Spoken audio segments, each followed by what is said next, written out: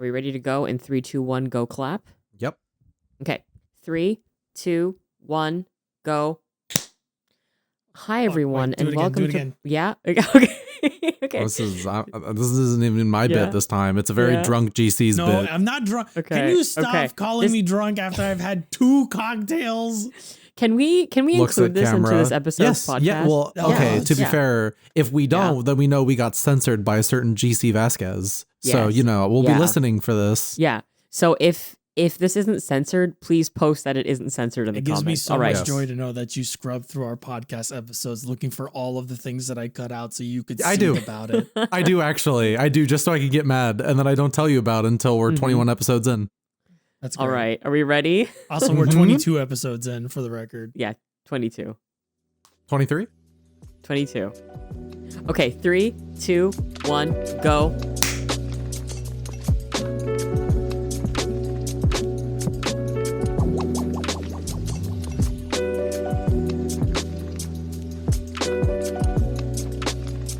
Hi everyone, and welcome to Burnout Culture. The industry sucks, and it really sucks, and so do we. My name is Kazuma Hashimoto. Hi, I'm GC. I'm the fun one. Okay, GC. Hi, I'm Cullen, the sober one.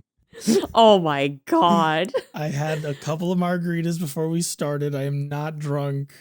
I'm just having a good time. You just said drunk in the most drunk way possible. It's also very cold here, and I have the sniffles, okay? And you know what? Sometimes it's fine to have a drink when you're sick. It actually helps, or whatever the fuck people say. Yes, do shots. It'll disinfect your throat and burn off all the bad vibes. That's literally what they say. I don't think that's true, but that's what they say. It always feels good. Yeah, and I know someone was like, I literally avoided getting like con plague because I had like a fuck ton of vodka the night before. I think that'll probably cure me from getting COVID at MagFest coming up. Yeah, is because I'll just be drinking a lot. True. When is MagFest, by the way? Next week. Wow. So if you guys see Cullen and GC at MagFest, please give them a big ol' hug from me, I guess, because I won't be going. I'm gonna say if you try to hug me, I'll just say hug GC twice. Okay, cool. I'm not taking any chances. Okay. Hug GC twice, everybody. I'll give you a hug, but if I get sick, I just want you to know that I remember motherfuckers very clearly. Okay, maybe don't give any of them hugs. No, yeah, don't. just be like, hey, what's up? And I'm like, hey. Are you Cullen from mid podcast Burnout Culture? I think I had 2 people come up and say hi last year. So, and they were both very nice, but just know I will be doing my best to stay hidden the entire MagFest. Why? You will not, if I do my job right, you will not be able to see me. I need the fucking attention. Please, God, come say hello. Oh yeah. If you do like recognize like just me though, and you see I'm with like an angry small bald man, just say hi to the bald man. I'm actually very chipper in person. We're kind of the opposite in person. What, do I look like a bitch in person or something? Do I just got a grouchy face? You're very tall and you seem very much lost in thought a lot of the time. You seem like you're thinking about something deeply. So like it does come across as though it's like, oh, I shouldn't bother him. Should I have I told you guys that back when I used to work like food service and retail, I had people tell me that I had resting bitch face. I get that all the time. Yeah, I see it, but like I don't think it's as intense as some of the resting bitch face that I've seen on some other people that I know. Like when I worked at Cold Stone, it was like really early on into working, and I hadn't like, put on the mask and become fake fully yet for like, the skills you need to have if you work those kind of jobs. Yeah. And I just had like, I was like, hey, so what do you want? And I just, doing normal face, not trying. And they're like, has anyone ever told you you've got RBF? And I was like, what? It's like, yeah, resting bitch face. And I was like, thanks. And then I went into the freezer and I cried. No. Yeah, I know. I made that up. Oh. Just the cry part. Someone did say that. And I believe it though. And I also believe that in person, I probably look like I'm deep in thought because I'm a big thinker.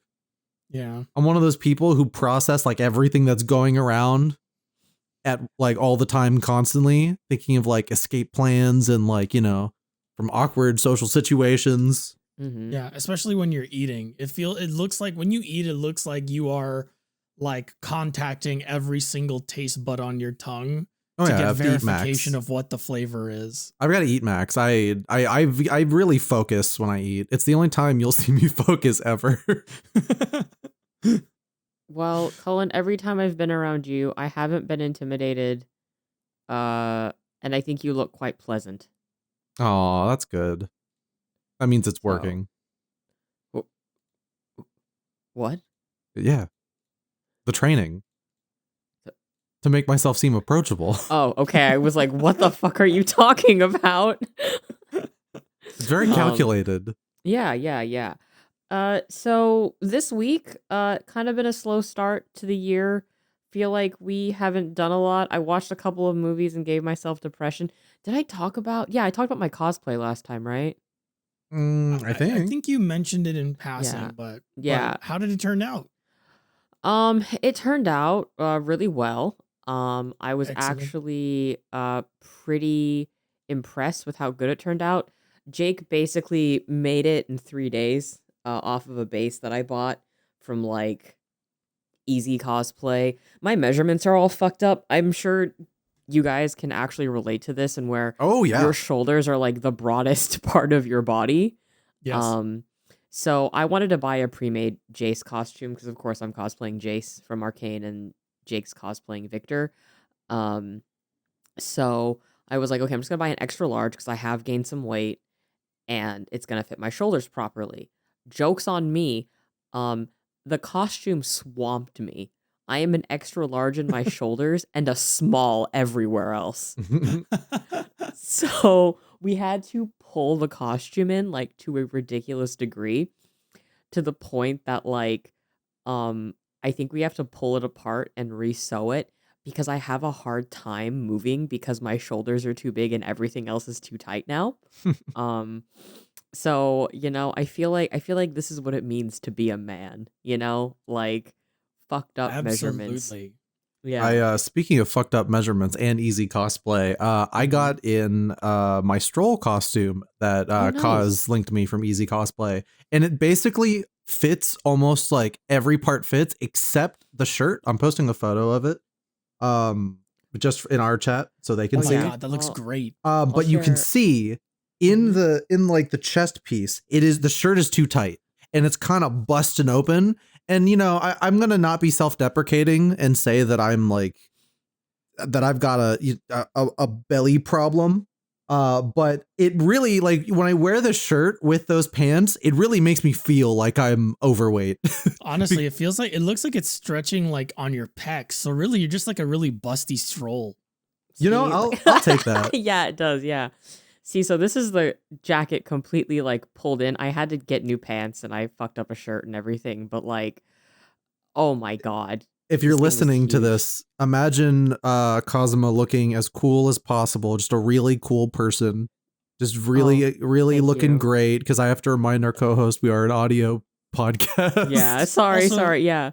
For people who aren't picking up on like what Kazuma is talking about in terms of like having broad shoulders and thin everything else and like clothes not working the way they should, that's actually a really common problem with a lot of guy clothing, is that a lot of clothes tailored to dudes, they're very broad, but they don't taper as they go down because most guys don't give a shit about that.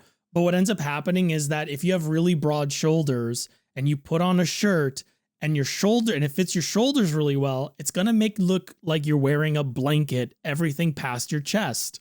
Yes. It's very billowy and like loose, and it sucks. So much so that there is an entire shirt company that literally designs shirts that taper as they go down to make it look more fitted, and you look better that way.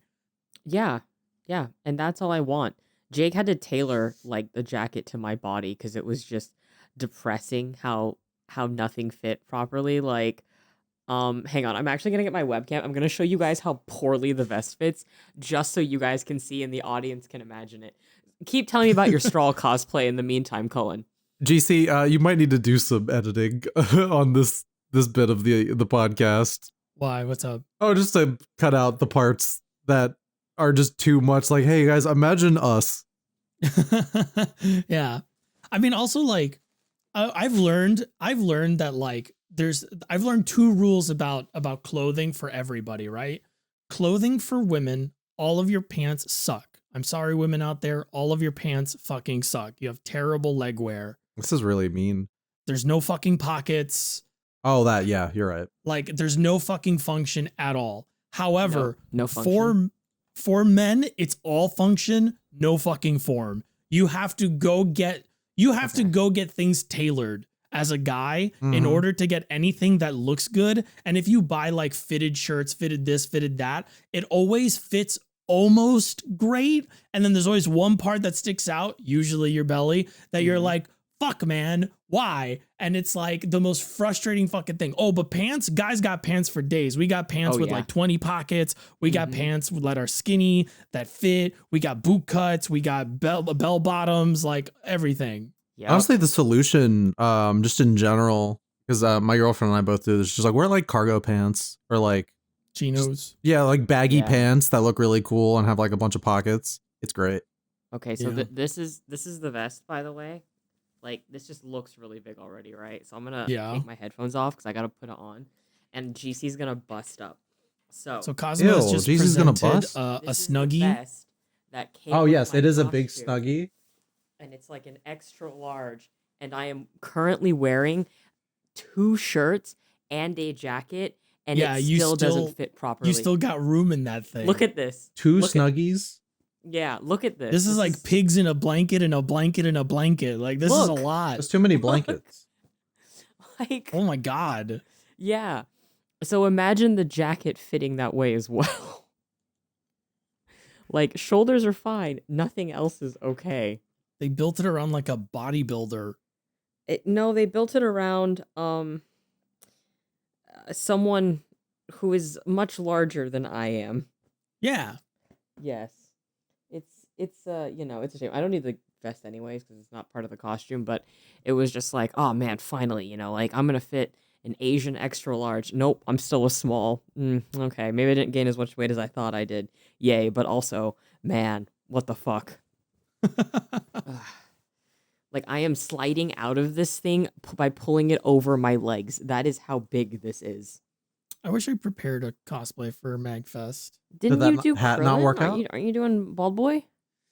Well, like the Krillin hat works. It makes my head look way bigger than it already is. By the way, my head's gargantuan, but like the hat makes my head look like 3 times its normal size. And then the only jacket I have that kind of sort of works with it is not the same colors that Krillin is wearing in like that like episode of Dragon Ball Z that I want to like style off of.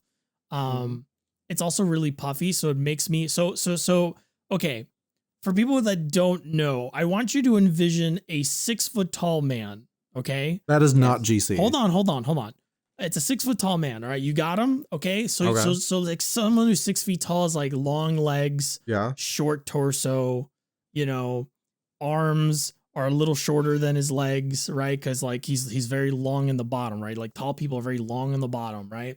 Okay, now put that person in Photoshop, take a scale tool and reduce him to about 80% of that. Like reduce his height and his width to about 80%. That's me. That's what my body looks like.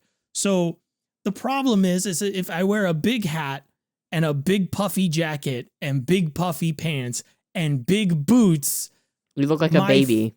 I look like a baby. I look like I am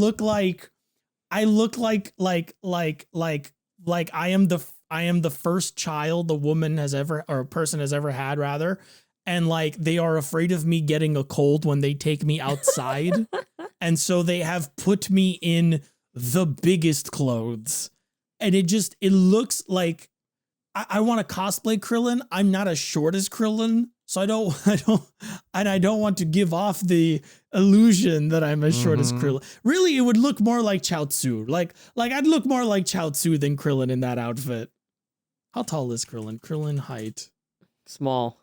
5'2". Oh, thank God. Piccolo is 7'4".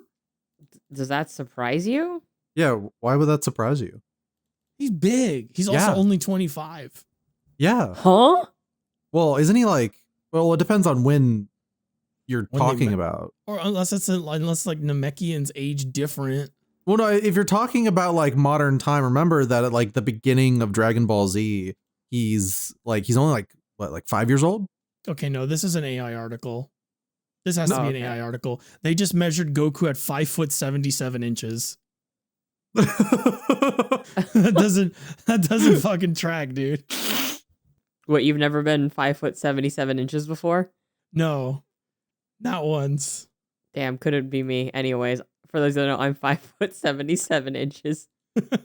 This seems like a weird time to point this out. Yeah, sorry, I just thought it would be useful. I'm also seeing a Reddit thread where someone asks how tall is Krillin, and the first response is Short. or the top response is from someone who wrote 5 foot is the official height with like a period at the end of the sentence, and the user's name is Krillin. That's so good. What the fuck? Ugh. Man. So other than cosplaying and MagFest, what have we been doing this week? As in like leading up to the podcast. I watched a depressing movie. What did you guys do? I played a lot of video games. Well, okay, I played 2 video games a lot. Okay. I played one video game. Well, okay. Was it I played Skyrim? Skyrim. Skyrim Yeah. doesn't count. Yes, but it I played does. another video game a lot. It's like all you do. I'm like sitting there I playing play a lot of my Freedom games. Wars. I might actually be ahead Really? of Cullen in Freedom Wars. I have not played since we last played. I Well, this is thought good we because had now a we can run through silent missions. agreement that we were going to wait for each other. So here's what happened. Okay. I was like, I want to play Freedom Wars with Cullen, but we were running into this problem, and this is like an actual problem. I think we can both agree that Freedom Wars kind of has I if think you I know want to what play you mean, multiplayer. Mhm. Where you have to do story stuff, right, in order to unlock new missions, but you only unlock 1 or 2 missions at a time. And when you're in the multiplayer lobby, you can't advance the story. So in order to get more missions to play with your friends, you join up into a lobby, you do the missions you have available with each other, you go back out into the single player mode, you auto complete the quests for like whichever, because when you complete the quests in multiplayer, the game gives you a coupon to auto complete it. So you go to auto complete it when you do the mission again. So you go back to single player, you do the mission, you auto complete it with the coupon you get, you do the story and you watch a lot of dialogue and cutscenes until you get more missions, and then you go back into multiplayer. And that's not really like, No, it sucks. it's not functional. Like it's stinky. So It's the common mistake, I think, of more ambitious hunting games of that era that think people care about their stories. No. yes, and granted, I actually like the Freedom Wars It's story. I'm quite endeared to it so far because I'm a sucker for the intense capitalism of it all and like how that sucks and shit and whatever. But I thought, okay, I'll do story until I get to the part in the story where the game will just give me like 10 fucking missions. And then once I hit that point, I'm like, okay, I have like all of these fucking missions built up. I'll just wait for Cullen. That never fucking happened. So I kept playing because I was like, at some point, the game has got to hit the point where it's like, okay, we've kind of walked you through most of what the stuff is. Now the game's going to take longer because like, we've set up enough stuff. So like now we'll give you more like, extra missions that don't have anything to do with the story. That never happened. I kept getting like in chunks of like 2 or 3 missions. And in hindsight, I should have just saved those. But in my head, I was like, well, I won't be able to actually like progress to the point that I want to get to if I'm like not equipped for it. Mm-hmm. That being said, I have actually hit a point in Freedom Wars where the game was very clearly like, you need to go upgrade your gear. And in order to upgrade my gear, guess what? I got to go do old missions now and like get parts for that. So I am actually at a point where, yes, we can go back and continue playing together because all of my gear is more or less the same as it was when we were last playing, and I haven't been able to upgrade it as much as I want. So like it actually hasn't made like, I don't think it's going to make that big of an impact. And if it does, I have other gear that I can just pop on and we can go do missions. And now that I have all of these missions unlocked, you can just join my lobby and we can just play through all of those fucking missions and you'll get coupons for all of them. And then you can just blast through the story since you don't care about it. You can just like mash that button all the way through it and then be like, okay, I got more missions now. And then we can do more stuff. Wow. Yeah. I really liked what we played of Freedom Wars Remastered. We know when you weren't being forced to do all the story stuff, which like I think the story in Freedom Wars is it's fine. But unfortunately I have hunting game brain rot that is incurable, where if I'm playing a hunting game, I don't want to see a story at all. Even if it's really good, I'm just like, no, I want to hunt my monsters. Yeah, I think that's the worst part about these like mainline, like the new big mainline Monster Hunter games, is that it really does believe you want to engage with the story, and it's like I really don't give a shit.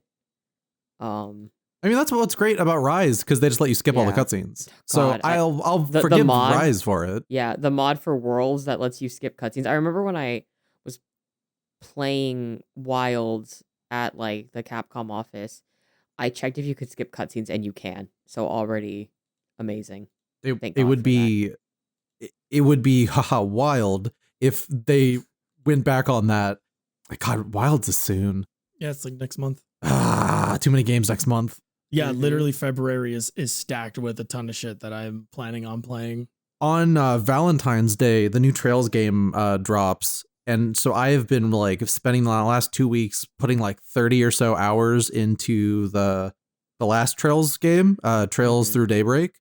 And it's just like, I love these games, but oh my God, I'm like binging this one right now to try to finish.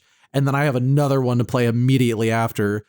It's just like, oh, I've just been playing so many RPGs. I'm glad but like I was having this like this kind of phase in the last couple months where RPGs were just not doing it for me. And I was completely just bummed out and nothing was sparking joy in me anymore.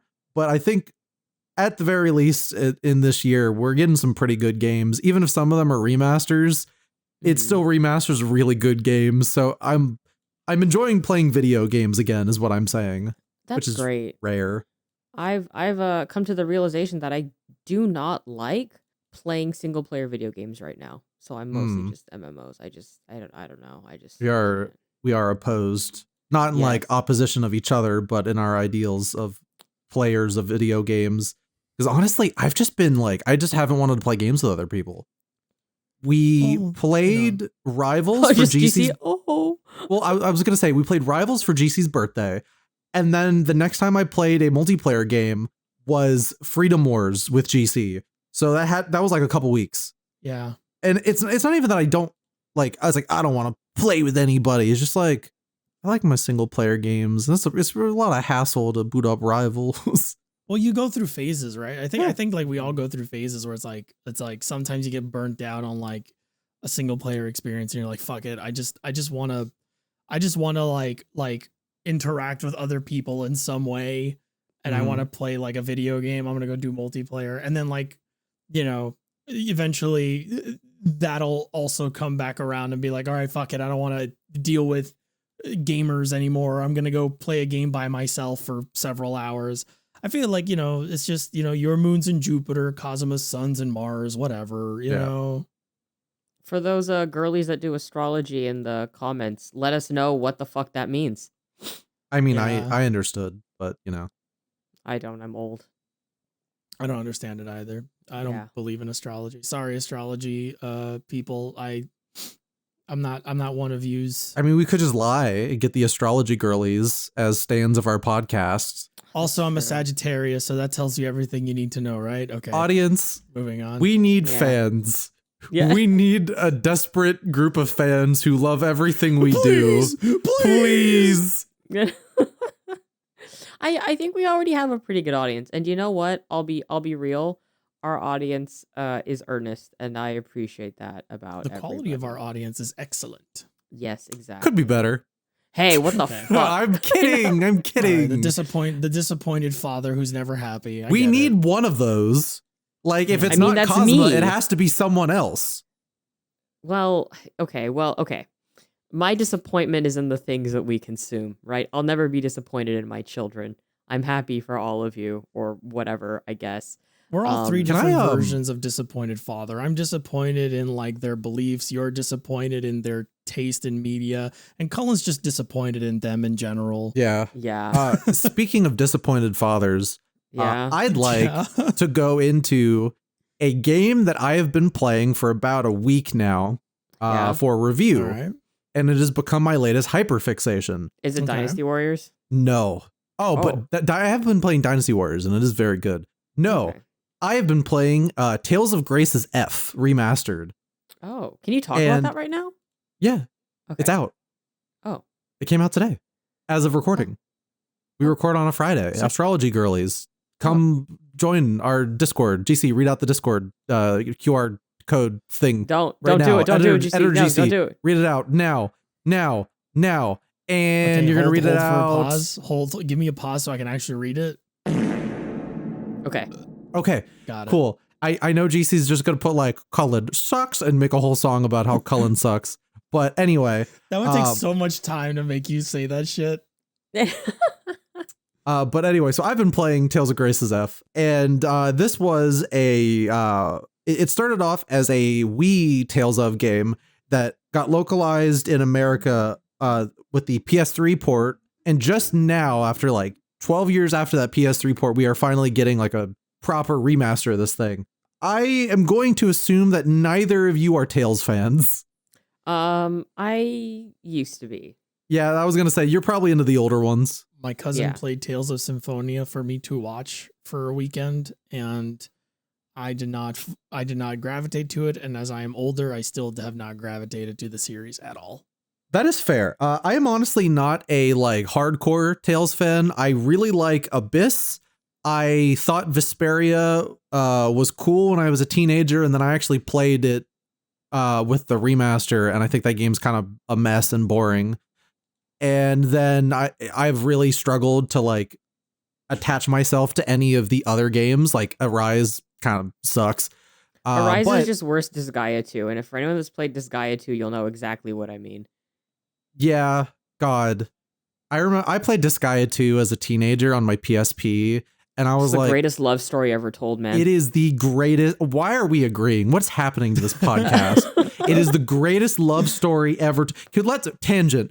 Disgaea 2 is one of the coolest games of all time. No, yeah, you're right. You're right. I'm so right. Like it is Yeah. literally about like the specifics I don't have because I haven't played since I was younger. But literally, like you have like this demon princess and this guy, this normal guy, and you know their world is in turmoil because the demons are always invading. And you literally like this guy.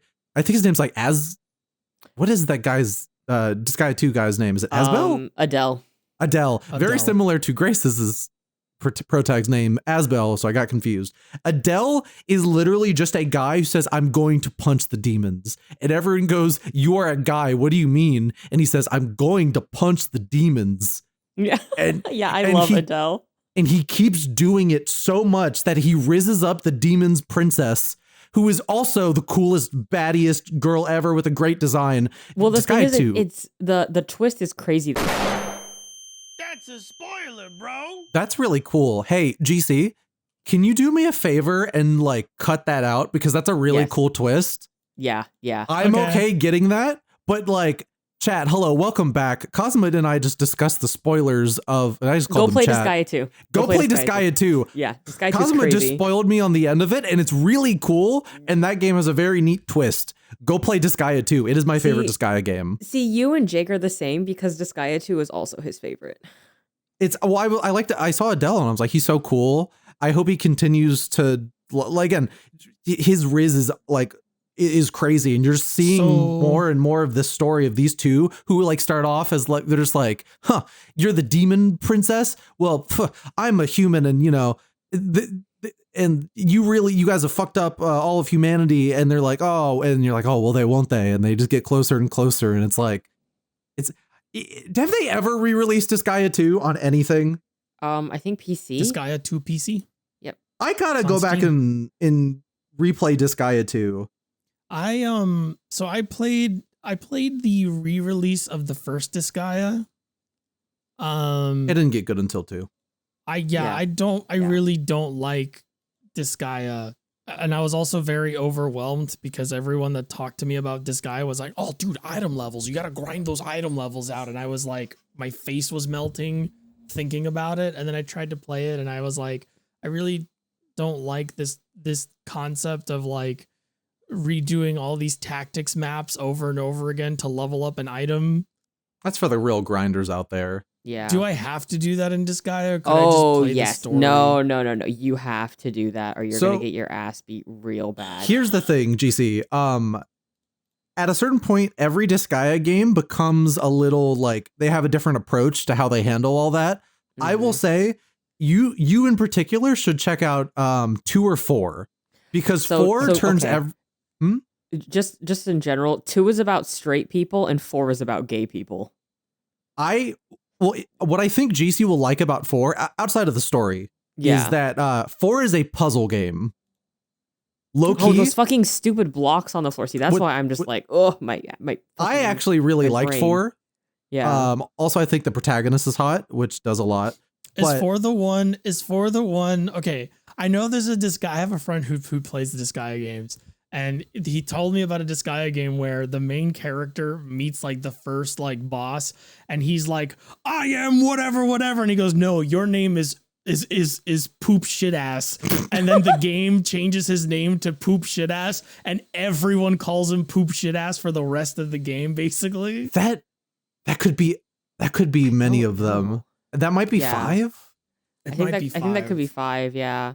I think for most of the games, I like them well enough, but I think 2 and 4 are the only ones that really like. Yeah, they're really good. Fire off. I'm looking at the main characters of Disgaea 2, and I'm like, I like Adele those and straight Rosie. people. Yeah. I like those straight people a lot.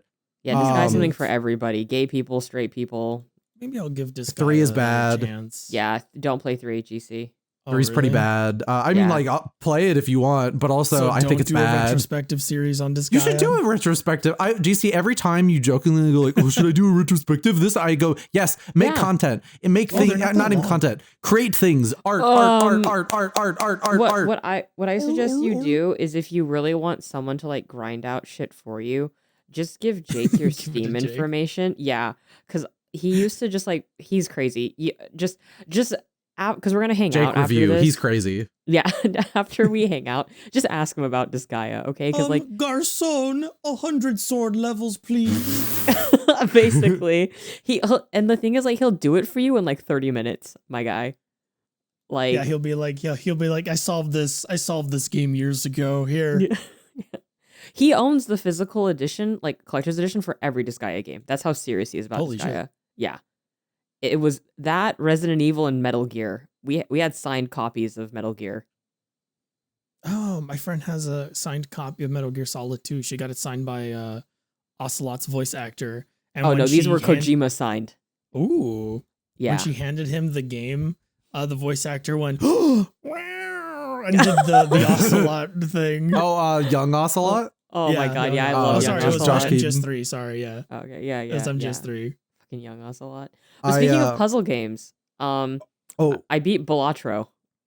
I did want to talk about Graces, but we can put a pin in that, and you can talk about Balatro, and then we can come back. I'm gonna I'm gonna edge the Tails fans. You talk about Graces now, and then we'll go to Balatro because that's Are you easier sure? to edit. Okay. Yes. Okay. Go. Okay. Go. I mean, I just assumed you weren't gonna edit anything, and you were gonna include this bit.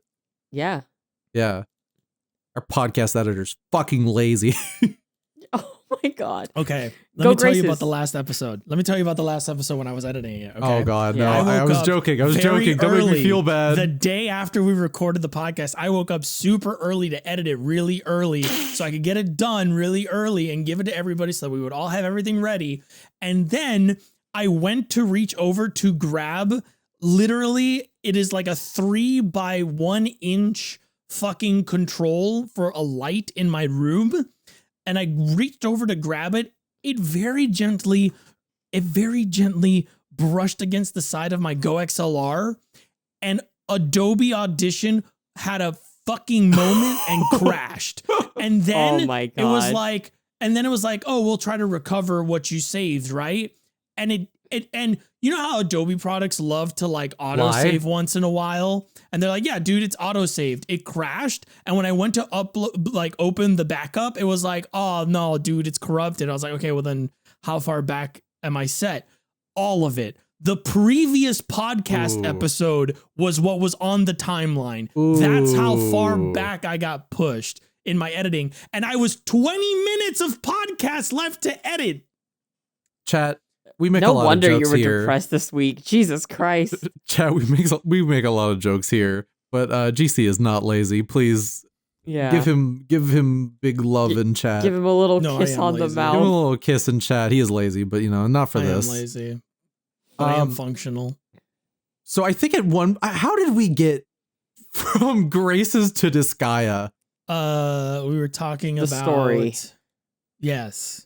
Heterosexuality? I don't know. I don't know. Anyway, I had a thing I was going to build up. Tales of Graces is a story about this man with two sons, and he really doesn't care for one of the sons, and he sells him to another nation to adopt him. And the other son is like, well, fuck you, dad. And then he runs away to become a knight of a different of his own nation. And so his dad is left with no sons, and all the kids end up getting really traumatized, and everyone's a really shitty, bad person, but they're trying their best. And it also has like the best fucking action game combat I have ever played in my life. I had a whole thing in my mind about really talking about Graces, but I kind of forgot a lot of it because now I'm looking at Adele Disgaea, and I think he's really cool. But so I've had this thing with the Tales series where I think they're okay, but they've never really been able to grab me outside of like Abyss. This is the first game since Abyss that has actually been able to like grab my attention, and it's a fantastic remaster as well. Rare moment where Bamco does not have an L. It's just a really good version of the game. But Graces is really fun.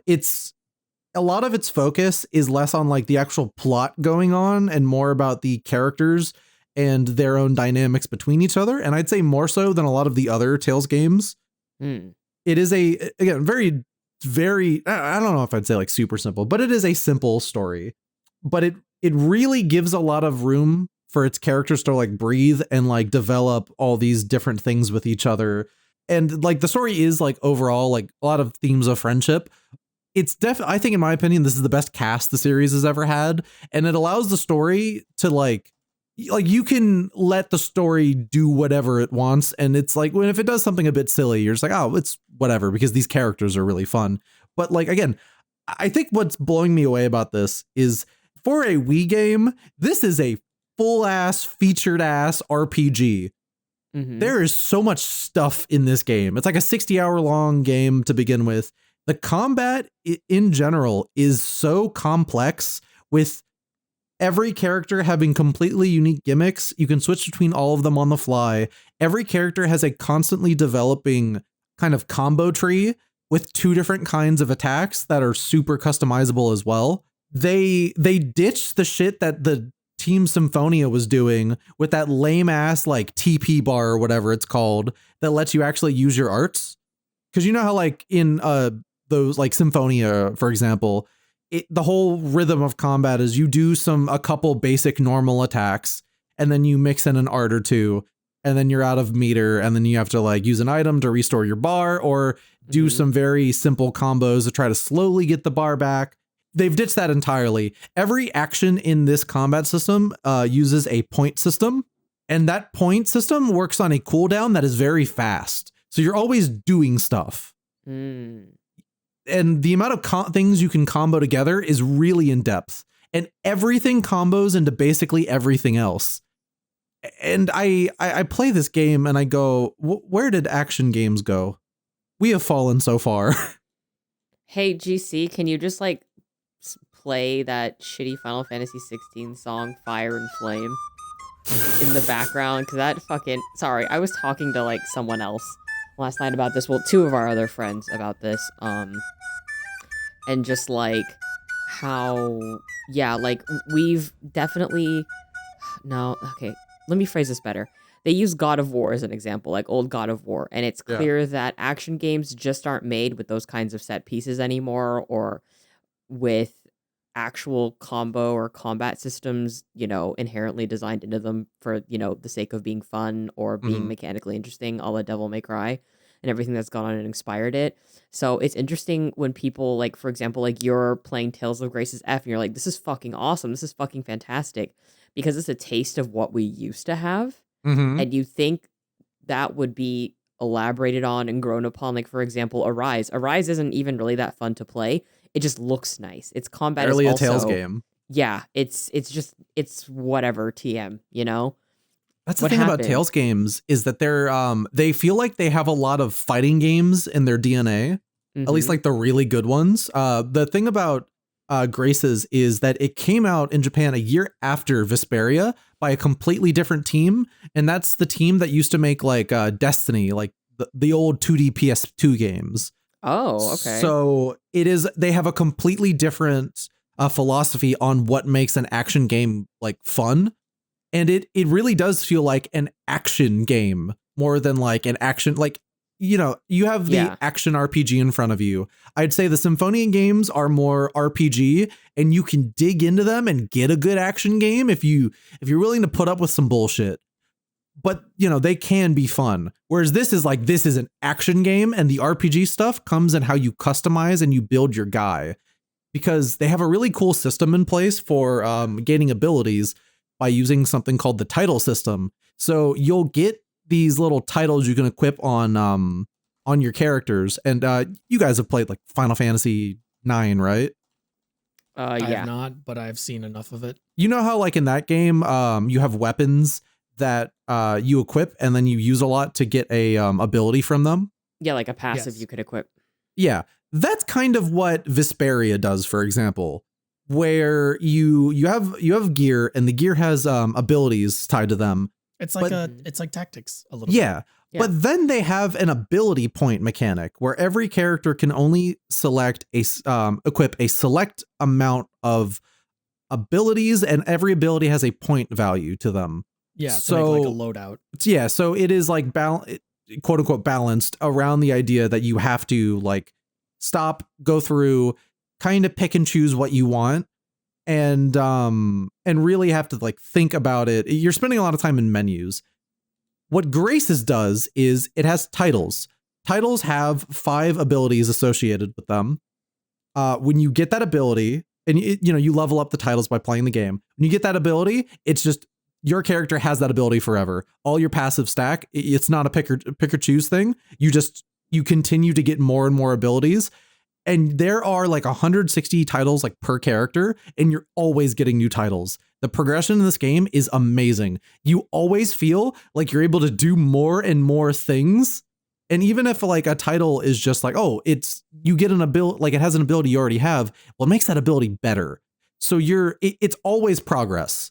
And Yeah. you're like, the better you play, like the more like points you get towards this. So you get them faster. It's like incentivizing you to actually get in there and like want to master all of the mechanics because it's fun. And they understand, like they wanted to make a fun video game. And so these sickos they've put so much effort into like frame data and various things like that, so that if you want to really go in and like get your sicko action game, you can get it pretty early on. And it just becomes more of a sicko action game the further you play. I think that's like what you're describing is basically like, you were lamenting like, where did action games go, right? I think the shift with like action games like Grace's F, right, where what ended up happening is that like what makes that system work really well is that the RPG systems sort of influence the action stuff, but it's not the focus necessarily. It's like, yes, this is important, and it definitely like changes the way you're playing, and like it accentuates and like gives you more things to play with. But the importance of like actually playing is all around the action stuff.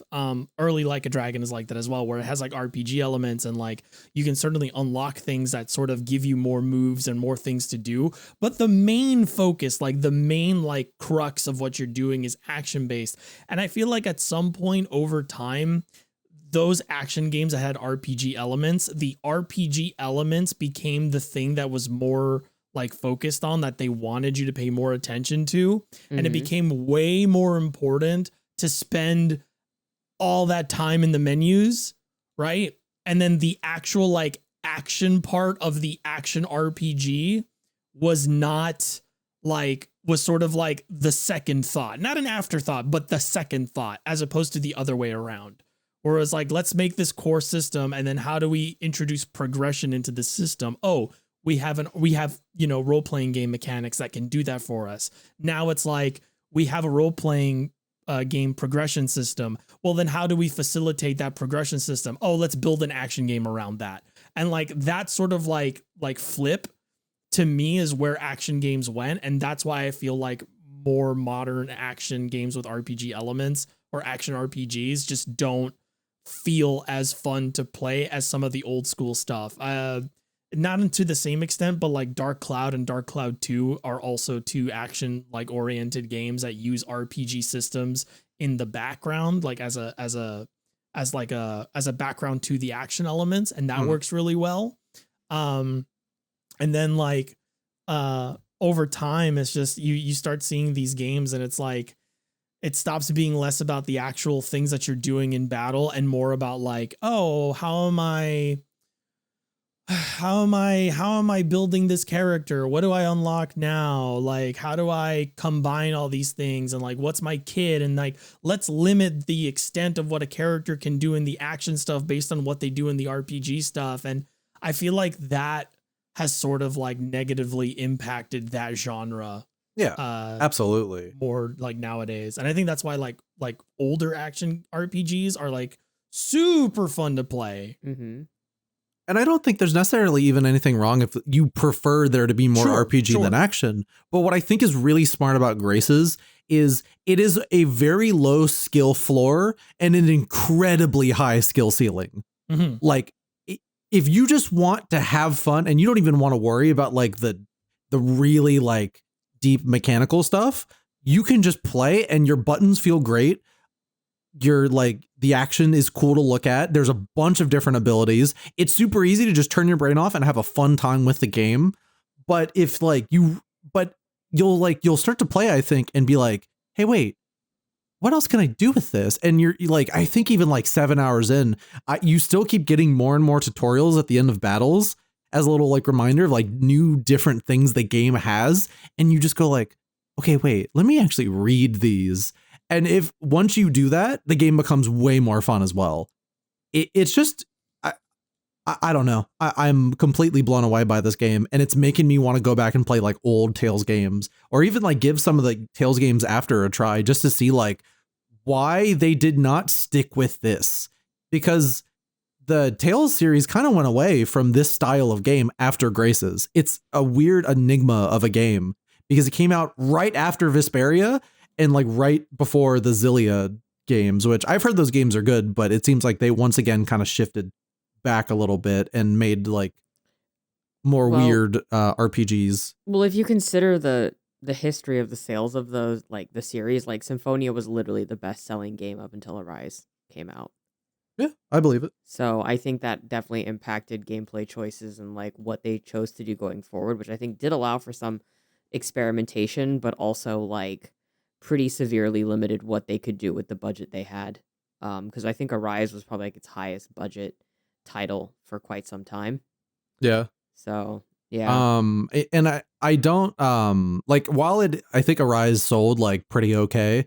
It sold really well for a Tales game. It did, but also it looks like it cost a lot more to make than a lot of the other Tales games.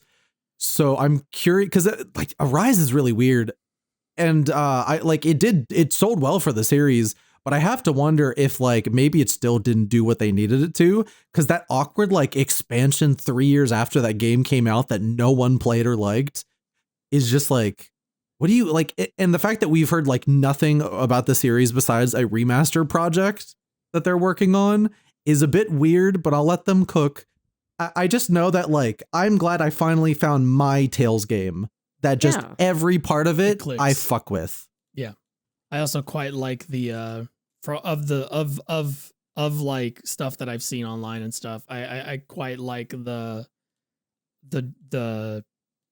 narrative and the direction it takes that stuff. So that's Graces cool is crazy. You do like a reverse coup in the first like 10 hours of that game, and then it becomes just like a normal Tales game. It's really neat. But yeah, I have just been basically playing like Graces as much as I possibly can, and I will be reviewing that on Nintendo Insider. Hell yeah. Sick. I'm glad you're having fun with it. It looks fun. Like honestly, like watching Tales games, or at least that era of Tales game, is really interesting because like visually it's like candy. Mm-hmm. Like it's not like super like spectacle heavy, but it is very sort of eye-catching in that way of like, oh yeah, I could probably like it's just like, I don't know, like I think it's like visually very attractive for some reason. You should play it. We have it on our Steam family now.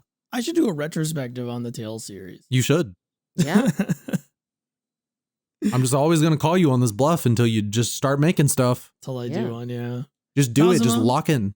Yeah. Kazuma, how's Balatro? So I beat Balatro, right? Well, like, you beat a run of Balatro. No, I beat Balatro. What do you mean you beat Within Balatro? an like inch of its life? Yes. Cool. Because when you cosplay Jace Talus, you just beat everything to death with hammers. But Good. in League of Legends. No, so like I beat like, you know, the standard run of Balatro to unlock the endless mode and everything, but that was sort of like what I was like, okay, I'm gonna beat Balatro and I'm gonna be done with it, right? Because I just fucked up in Balatro. Okay, never sorry.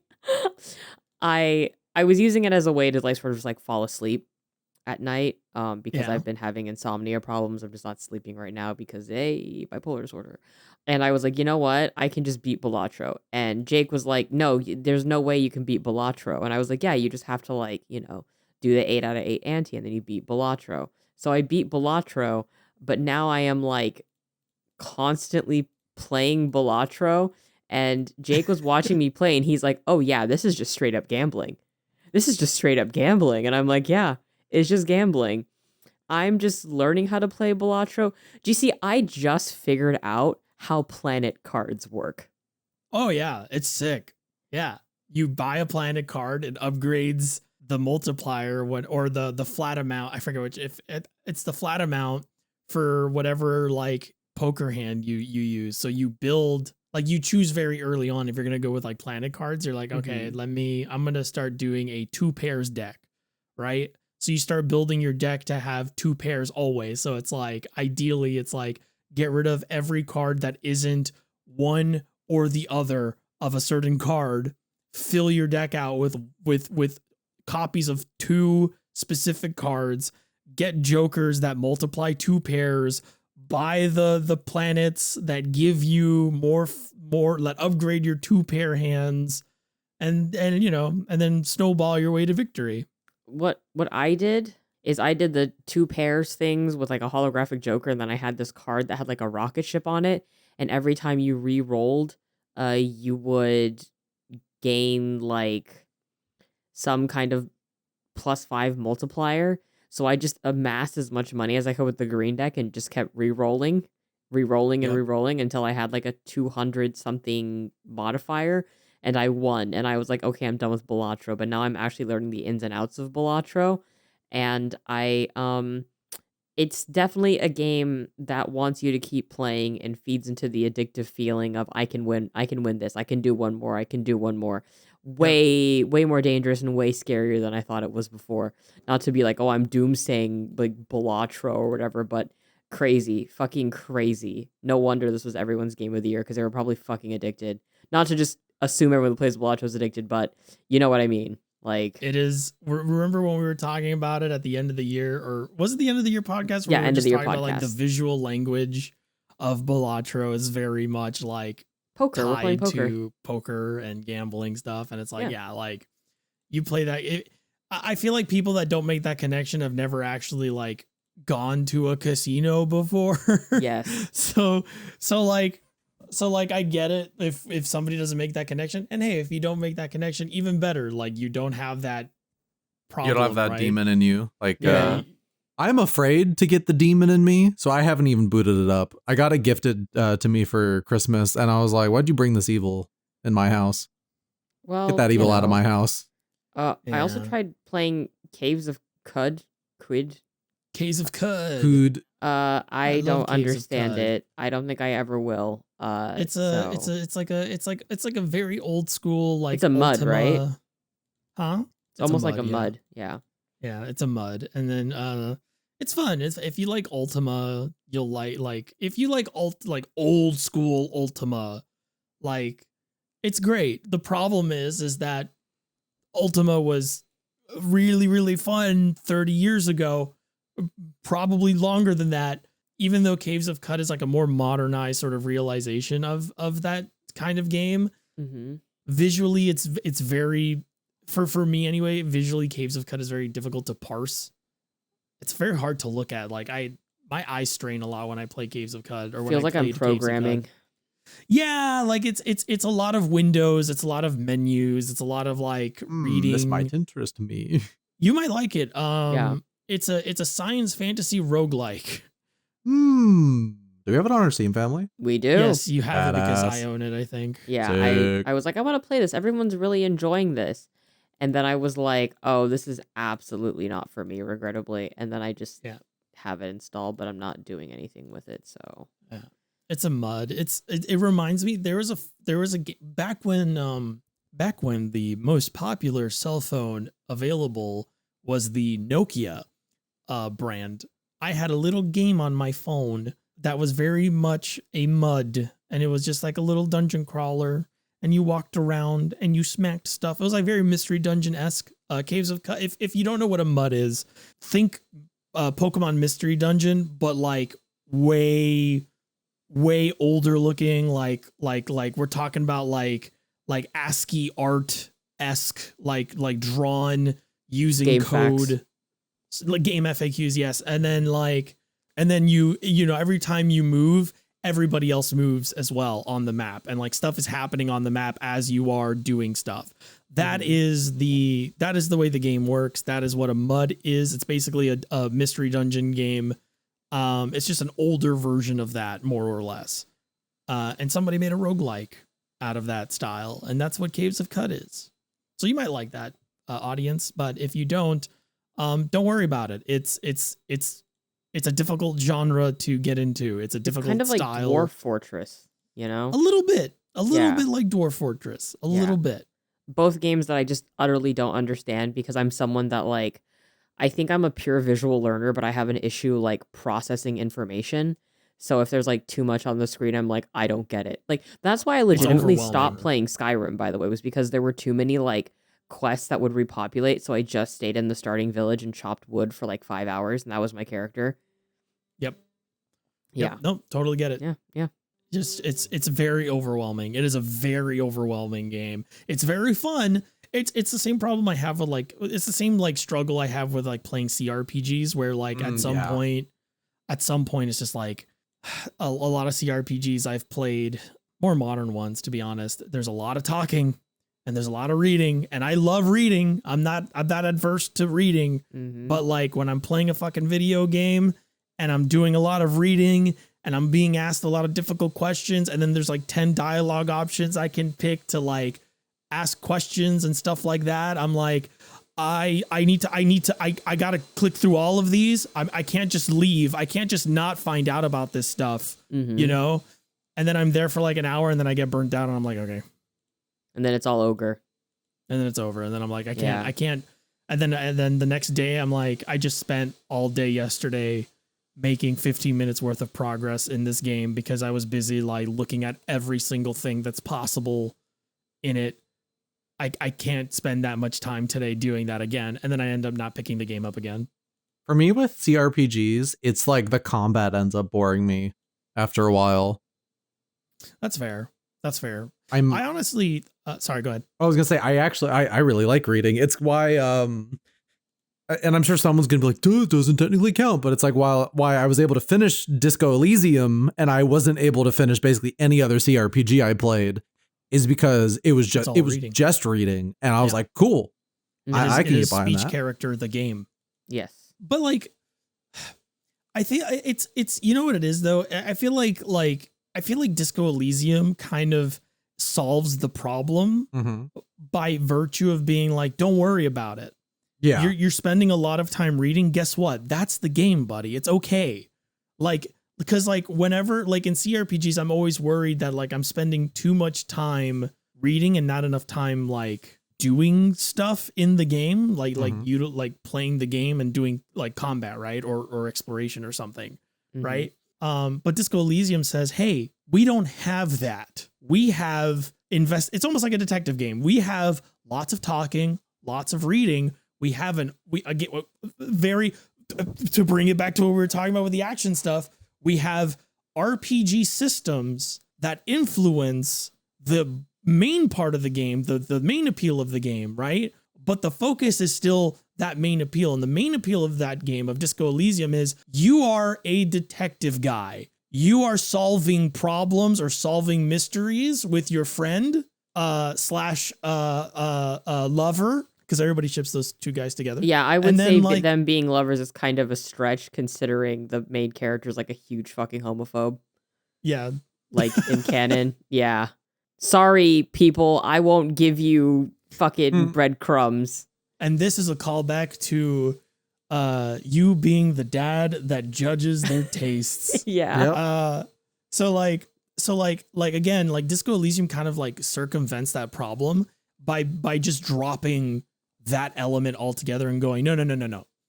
If you spend 3 hours reading in Disco Elysium, that's progress. Like that's literally like the game, you know? And instead of like feeling like, oh, I'm spending a lot of time reading and I'm not doing a lot, like I'm not spending a lot of time doing anything. And then going, oh, the next time I play this, I really don't want to like sit here and read. But I feel like if I don't read, then I'm not really like engrossing myself in the game, which is what you want to do.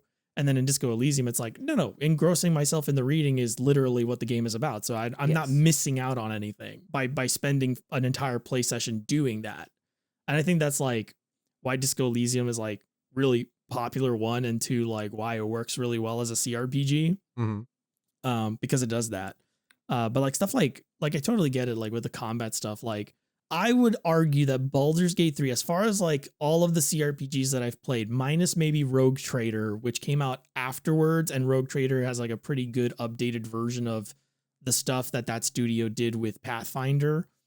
Baldur's Gate 3 is a really good, like, I feel like if you want to be like, this is like what games, like what CRPGs should play like in the modern day, like as far as like UI and how it like plays out and the things you can do in it, I'm like, yeah, Baldur's Gate 3 is a really good model for that. However, no, I completely disagree. However, they kind of just became an SRPG. Yeah. Well, yeah, and well, okay, because like some people like real time stuff in their CRPGs, right? Like some people like real time combat or prefer the real time combat stuff. I do not.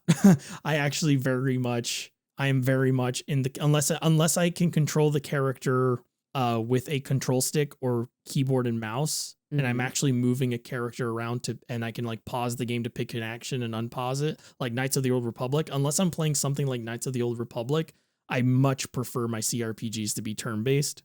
I do not like real-time combat in CRPGs for the most part. I feel like Baldur's Gate 3 for me is like the closest thing to combat encounters that I can like. Maybe it's not even the combat. Maybe it's like the UI design. Like I actually think that's easier for me to parse than stuff like Pathfinder Kingmaker and Rogue Trader. I just think Rogue Trader, like my issue with the Rogue Trader games in terms of like their UI, because I like the stylization, because I think Baldur's Gate has a lack of any real visual identity by comparison to like its peers. That they literally overload the screen with too much all the time.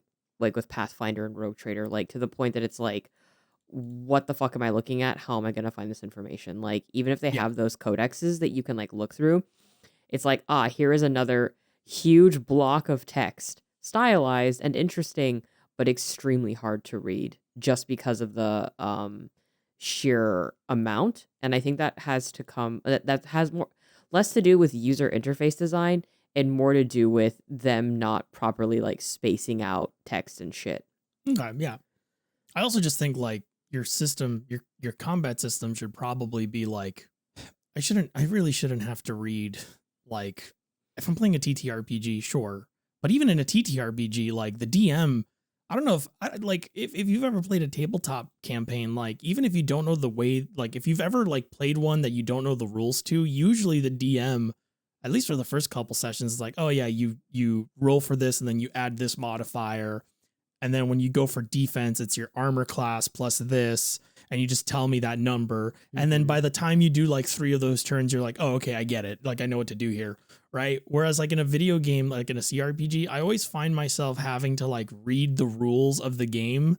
And it's like without the DM there, the game is also the DM. Mm-hmm. So like you need to have a way to visually or at least like efficiently explain the rules or the gist of the rules of the game to the player.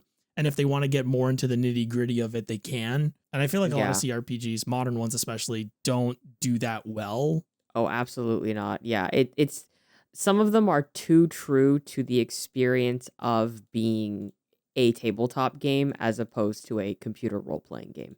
Yes.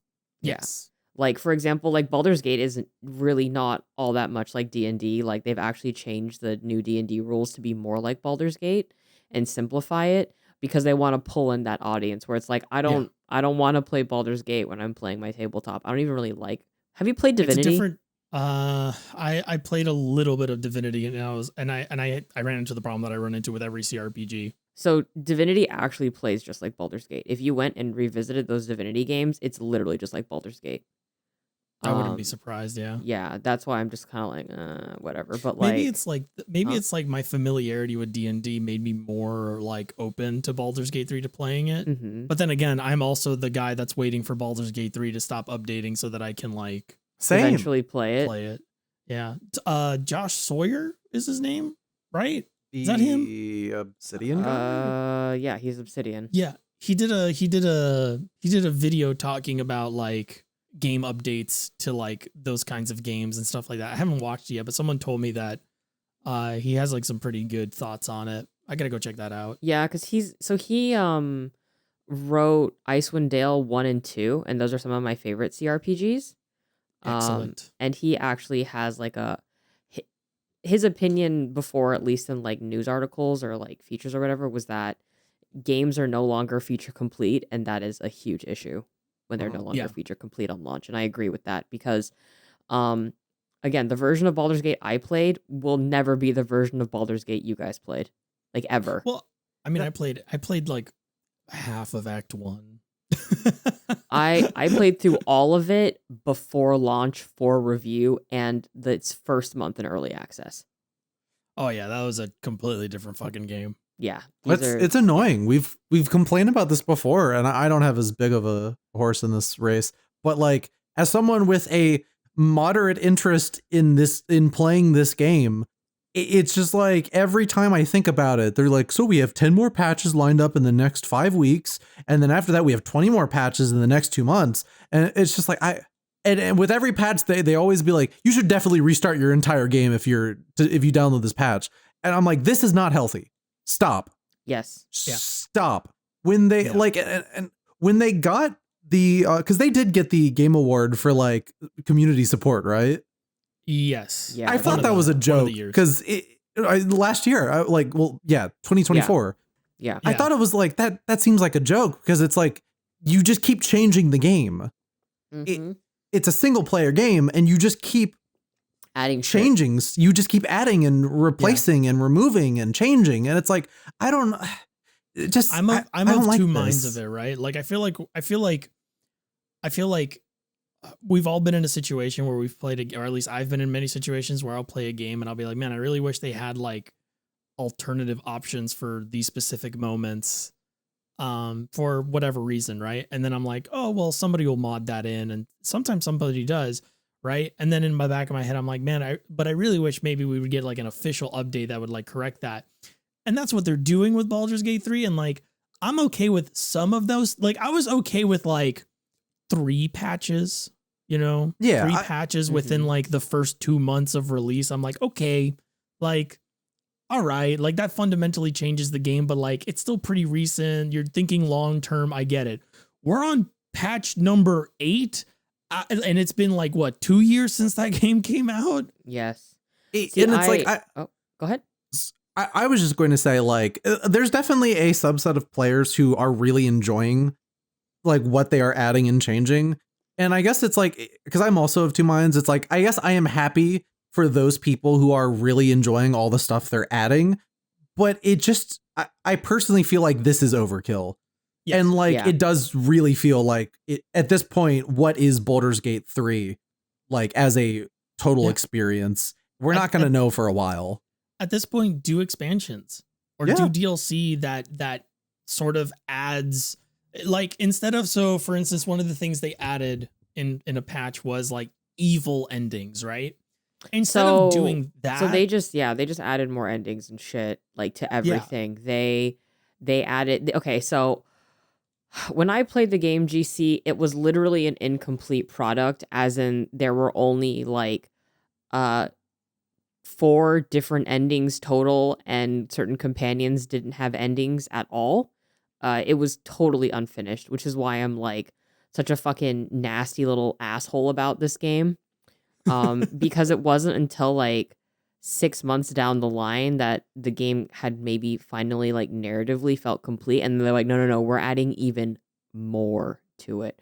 We're adding even more. And it's like, okay, so like, when is this going to end? Like, Jake had this point, right? Yeah, Jake had this really good thing he said, and he said this with Final Fantasy 15. He said this with Baldur's Gate, but it more applies to Baldur's Gate. And it's like, when you turn in an essay for class, you don't tell your professor, can I in 6 weeks I'm gonna have a better version. Can you grade that instead? Yeah. Like, yeah. To the point I wanted to make was, if a lot of people are requesting, hey, I wanted this in this game, or I wanted this, or this really feels like it's missing this and that or whatever, I understand, like, okay, let's patch in actual proper character endings. That makes sense to me, right? Yeah, but that should have been there on release. Yeah, it should have been there on the release one, but also all the stuff that's overkill, right? Like all the stuff that's overkill, all the stuff like, okay, we want to add like evil endings for characters and stuff. Okay, hear me out. Why don't you make another campaign that takes place at the end of the first campaign? I don't know how Baldur's Gate 3 can possibly end, but like, just do a second, just do an additional story, right? They would have to do a sequel. Sure. But like, you don't have to like patch the existing game. You can just add stuff in a different way that doesn't also like make people feel like they have to restart the entire game to experience it. Right. And then, and like maybe like 1 or 2 updates. If you did like 1 or 2 updates, people who'd already played the game could just go look at those endings, right? Just like, oh, let me look up like what happens if, you know, you do all the things that I did in my playthrough. Oh, okay, whatever. And like, you could justify, oh, if you missed out on this, you know, it's no big deal. You don't have to play the whole fucking game again. But they've added so much stuff that it's like, it's no longer a situation of I'm okay with not replaying the game just to experience like an additional cutscene. Now it's like, no, it feels like it invalidates previous players' campaigns. Like if you're not constantly playing Baldur's Gate 3, then you're not like up to date with how it actually is now. So like, in a sense, you feel like you're missing out. And it's like this weird experience of like playing a single player game that almost feels like a live service game, except in a live service game, you don't have to replay the entirety of the content in order to like experience what's currently out. Like in a live service game, if I play a live service game and then I drop it for a while and then I come back to it, you know, in fairly recent time, live service games have their own like fucking problems with that. But like, you know, if I come back to it, I don't have to start from square one. I can just do the shit that's new. Whereas in this case, it's like, oh, I have to replay the fucking game to like have different options and go through different routes. And that works for like the Baldur's Gate 3 fanatics who only play Baldur's Gate 3, and those people certainly exist in larger numbers than you might think. And I wish they would play other video games. And I wish they would play other video Sorry, games. I'm such a fucking asshole when it comes to this game because like I don't understand like technically or like mechanically why this game scored so well when it was clearly an unfinished game that was just Divinity Original Sin 3. Like They probably like, didn't it play will always Divinity baffle Original me. Sin 2 and they liked the vibes. Like that's probably just it. Well, like Dungeons and Dragons. I guess I don't know because like yeah I'm the Kazuma, person. Dungeons and Dragons is like I know Baldur's Gate 1 was like the first RPG I ever played, and maybe that's why I'm just like such a fucking dickhead about this because I played the Divinity games.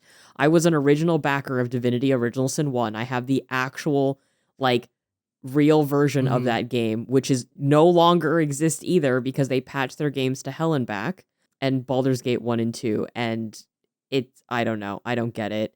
I just want games to be feature complete when they release. I feel like that's such a hard thing to ask now, though, given the state of the industry, which is sad. it's a very frustrating like combination of things. Yeah. And I'm just taking it out on Baldur's Gate. Sorry. That game is my ire now. But like to kind of go off of what GC was saying, it's like it is great for the fanatics who would love to restart their playthrough at a moment's notice. But like for a guy like me that put like 10 hours into that game, which is not a lot, but like what the fanatics have to understand is I have a job. That is a lot. Mm-hmm. I look at this. And you also want to experience other things. Yeah, too. like I look at this and I go, I was really liking my time with Baldur's Gate 3. And you keep telling me to restart it. And I go, no. I don't want to put a time commitment into this if one of your updates could just mess up my playthrough. Yeah. Or worse, you go through your playthrough, you're like, man, I really wish I could have done this instead. And then like a week later after you make that decision in your playthrough, it's like, oh, hey, we patched in that decision that you could make or now. like that. So I will play the long game on this. I will wait as long as they need to get their shit together. I suspect. Give it another 2 years. Yeah, honestly, because I expect that they're gonna like put out a Switch 2 port and then be like, we put in more stuff. The Switch 2 update. Yeah, because like they'd be like a Switch 2 port of that game. That's gonna just sell. You can now tongue fuck Gale's asshole. Oh my god. Well, no, like here's like I'm suddenly remembering things that they've like subtly changed throughout the game, and it's like yeah, they're gonna add more shit in, but they're also gonna fundamentally change stuff. Like, do you know that vampire guy everybody likes, right? Asterion? Yeah. So there's like a path you can basically guide him down to where he becomes like a fucked up evil vampire overlord. And originally, when he'd tell your character to like get on your knees and be subservient, you look at him with like a look of horror because he's turned into someone really fucked up and evil, and he's followed in the footsteps of his, and he's followed in the footsteps of his abuser. They patched that to change it so then your character looks aroused because everybody was upset that they felt bad for doing that. See, but like that's a problem. Like your original intent was to make people feel bad. I don't care if the audience is like, "Ooh, I didn't like that." It's like, no, that the point is that you don't like it. You know, like why change that to appease people? Or I don't know. Like that's the other problem, right? It's not just new content. They're also altering content that was already there to like lean into like the fandom shit. And it's like fandom. I have my problems with fandom. But you know, like this is sort of the rule of like fans don't know what they want kind of thing, where it's like people don't know what they want. People know what they want when they get it, but if you ask them what do you want and they tell you what they want and you give it to them, they will not be happy with those things. You know, they will like you will alienate a different part of the audience, and like potentially you can alienate the part of the audience that gets it, you know? Unfortunately, you don't need people to get it. You just need people to play game. To be horny. Yeah. Yeah. Which is my like, I don't know. I get really turned off when it's just like game horny. I just think it's shallow and vapid. I'm just being fucking mean tonight. I'm so sorry. It's okay. Listen, I'm doing Asbel like combos in my brain. The fucking the Hate away. the term is fan fiction. It is fiction by the fans. It is fan created fiction. Let them do it. Let them make all the Baldur's Gate 3 mods they want that do exactly that. They're already doing it. You know? You don't have to change the original intent of the work to appease them, because they will do it themselves, and like that way your original intent stays preserved, but then people can do whatever they want with that experience and like cater it to their, you know, their whims, and that's fine. You know, they're allowed to do that. But don't alter the original vision for the sake of like popularity, I guess. Appeasement. Yeah, like those resources probably could have been used to make like a new story expansion or something like that. Like, maybe I'm not saying like, oh, the updates took away, because, you know, making games is like really expensive, and I'm sure it would have been expensive, but like put the time and effort into making something new. Yeah. Like it's okay if stuff's flawed, like, or just like let it be. Just stop adding shit to Baldur's Gate. It's fine. I don't want to beat a dead horse because we've been going on this for quite a bit, but also like the fact that they've been updating the game for so long, and as long as they have, sort of like contradicts a lot of the sentiment that was like voiced by the leads on that team when the game came out, where they were like, we don't want to do it like this again, or like they voiced like, you know, displeasure with the way it turned out and the way they had to like do the thing. And instead of just like going, like cutting it off at a point and going, okay, let's just move on to the next thing. Like that's done. We're done. It's like you're talking about how the process of doing this was grueling, and like you don't want to do this with a sequel, but you're essentially putting in the work that could have, like, to your point, Cullen, they're putting in the work they could have put in towards a sequel by trying to like constantly change and add and tweak everything in this one game. And it's like, this might as well be a different game. Like you've ostensibly created double work for yourself on a project that you voiced displeasure in certain aspects of how it was made, but then you continue to do the things that reflect that displeasure. So it's very confusing, like what your issue is, because like you're saying one thing, but then you're doing the thing that you said was frustrating. So like it's just confusing to me. I don't really get it. Anyway. So outside of video games, before we run ourselves high and dry, I want to talk about the movies I watched. Oh yeah, sorry. Go ahead. After movies, you guys just want to do questions? Sure. Yeah, let's do questions. Yeah, so I ended up watching Anora, and I had been getting Instagram ads for this movie for about, I think, like almost a year now. It released at Sundance, and it's basically marketed as like a modern day Pretty Woman and Cinderella story. It's about a sex woman, sex worker, sex woman. Sorry, I'm just I need me a sex woman. Down boy. It's a sex worker named Annie. She goes by her name's Anora, but she goes by Annie. And one evening, she's basically asked to entertain like a young Russian guy who's like 21, barely turned 21, because she can speak Russian because her grandmother's from Russia, doesn't speak English or whatever. And they get married, and she finds out that he's like the son of a Russian oligarch, who is implied to also be part of a gun trade. Keep in mind, these trailers were like set to like happy indie like rock music, and they're in Vegas and they're running around, and he buys her like a 4-carat diamond it's a Hallmark ring movie trailer. And oh yes, but it's absolutely not that. Like after he gets married, his parents are told, and everything just fucking goes downhill. He runs away, they can't find him. She's like, you can't pressure him to divorce me, like we love each other. And she's very much like, she believes that, right? She believes that. But in the end, the guy she married is a fucking weak ass piece of shit, and they end up getting a divorce, and it focuses on her relationship with one of his like bodyguards, basically. This guy named Igor doesn't speak English very well. He's very poor, just like she is. And he's like falling in love with her during this. He's right? giving powers to teenagers. Yeah. It yeah, yes.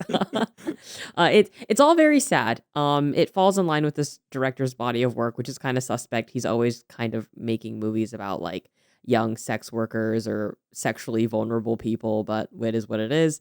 And the way the movie ended, because like I think you should actually give it a watch if you want to just like check it out or whatever.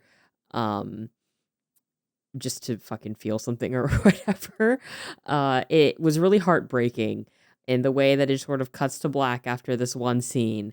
And I sat there and I was just really upset for like 2 days thinking about this movie. Really beautifully shot. Okay, I was gonna say good upset Absolute or bad roller upset. coaster. Really I good love upset. good upset movies. That is just the best yeah. soul cleansing of a movie. Yeah, it's absolutely heartbreaking because it's just sort of like you thought this woman was gonna finally have a break in life, and it was gonna change, and then it's just like, oh, okay, agony, agony, agony, but also just like focuses on like these sort of like small interpersonal connections you make with specific people over short periods of time. And it's good. I ended up watching that. Jake and I are in the middle of doing a Marvel schlock movie marathon. Ooh. We made it up to Captain America and the Winter Soldier, which is still really good, but that's just because I really like the Winter Soldier. So you can't trust my opinion on that because I'll say it's always good because I think the fight choreography in that and Sebastian Stan and Chris Evans's performance. I mean, they're very hot. That movie is really good. That's true. And because of that movie, they actually won MTV Couple of the Year. And then they were no longer allowed to go on press tours together. That's annoying. That's a fun Marvel fact that's like the only thing I remember was that it was like, oh, okay, I guess that's why that can't happen or whatever. Fuck you, Disney.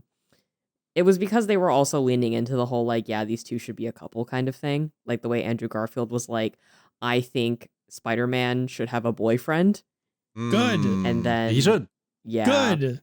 Have you seen Yeah. Spider-Man's relationship with Mary Jane? By the way, sucks. Speaking of that, GC, one thing I think you will like about Spider-Man 2, when you do play it, those boys are gay. That's great. Gay boy? Like, okay, not really, because like he is technically dating Mary Jane. He has so much more chemistry with like Harry in Spider-Man 2. It's crazy. They yearn for each other. They're best friends. They love each Wow. other. No, but it's a very like fun kind of version of like that best friend dynamic where these like it's that third secret thing that all men have with each and other. I think even the actors were like, I don't have a source on this, so don't be like, oh, they didn't say that, but I'm pretty sure they have something out there where they're like, yeah, we played these guys as if maybe they, might have explored each other's bodies. Yeah. We also rewatched the first, like, so we started with like Iron Man because that was the first one, right? And wow, that movie is crazy Islamophobic. Oh, yeah. I totally forgot. Oh, yeah. I totally forgot how much of that movie was like just a pure piece of propaganda, right? It's like all of it. Like that. It was actually crazy to me, just like how much of it was just like, wow, okay, this is the most post 9/11 movie I've seen in a hot second. Jarvis, hit the Pentagon. Yeah, that Hulk movie with Edward Norton actually wasn't very good, and I heard that some members of some cast members from that Edward Norton Hulk movie are actually going to show up in Captain America New World or whatever. With the Red Hulk. So that's probably going to That movie looks so bad. I actually quite liked it doesn't look good. I remember liking the Edward Norton Hulk movie, but I watched it like I was a fucking goo goo gaga baby. That movie's not that old, GC. How? No, it's old. No, It came out when. Okay. I'm just saying, like, how are you a goo It goo? was 2008. How are you a 13. goo goo? That's not a goo goo gaga baby. 13, 14. No, that's goo goo gaga. The closer you get to 30, the more things become. I was going to gaga. say I watched the old Hulk movie when I was a goo goo gaga baby. Like, Cullen, 13. If you cut my age in half, that still doesn't make it 18.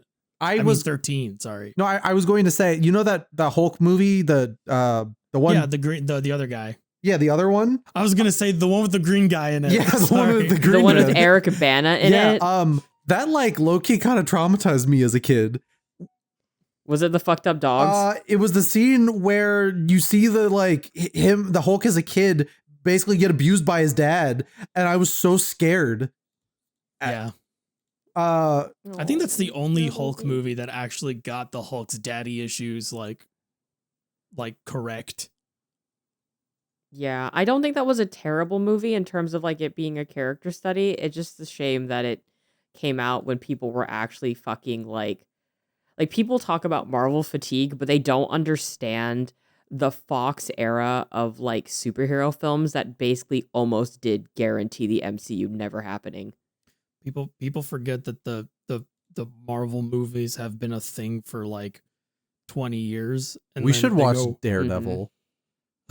Oh, it's still good. Robert Zombert's Daredevil. Oh my I god, haven't seen it. so You haven't good. seen Daredevil? You haven't seen I have it? not seen the Ben It's Affleck so Daredevil. melodramatic. Oh, it's it's awesome. awesome. Fuck, what is wrong It's with us? Evanescence, This the movie, the podcast. soundtrack. I know you Okay, two are we need to watch agreeing on so Daredevil many tonight. things fucked today. up. I'm really Yeah, happy we about need to watch it. Daredevil It tonight. came out on Valentine's Day. It came out the I same watched it year on as the Valentine's Hulk. Day. Holy shit.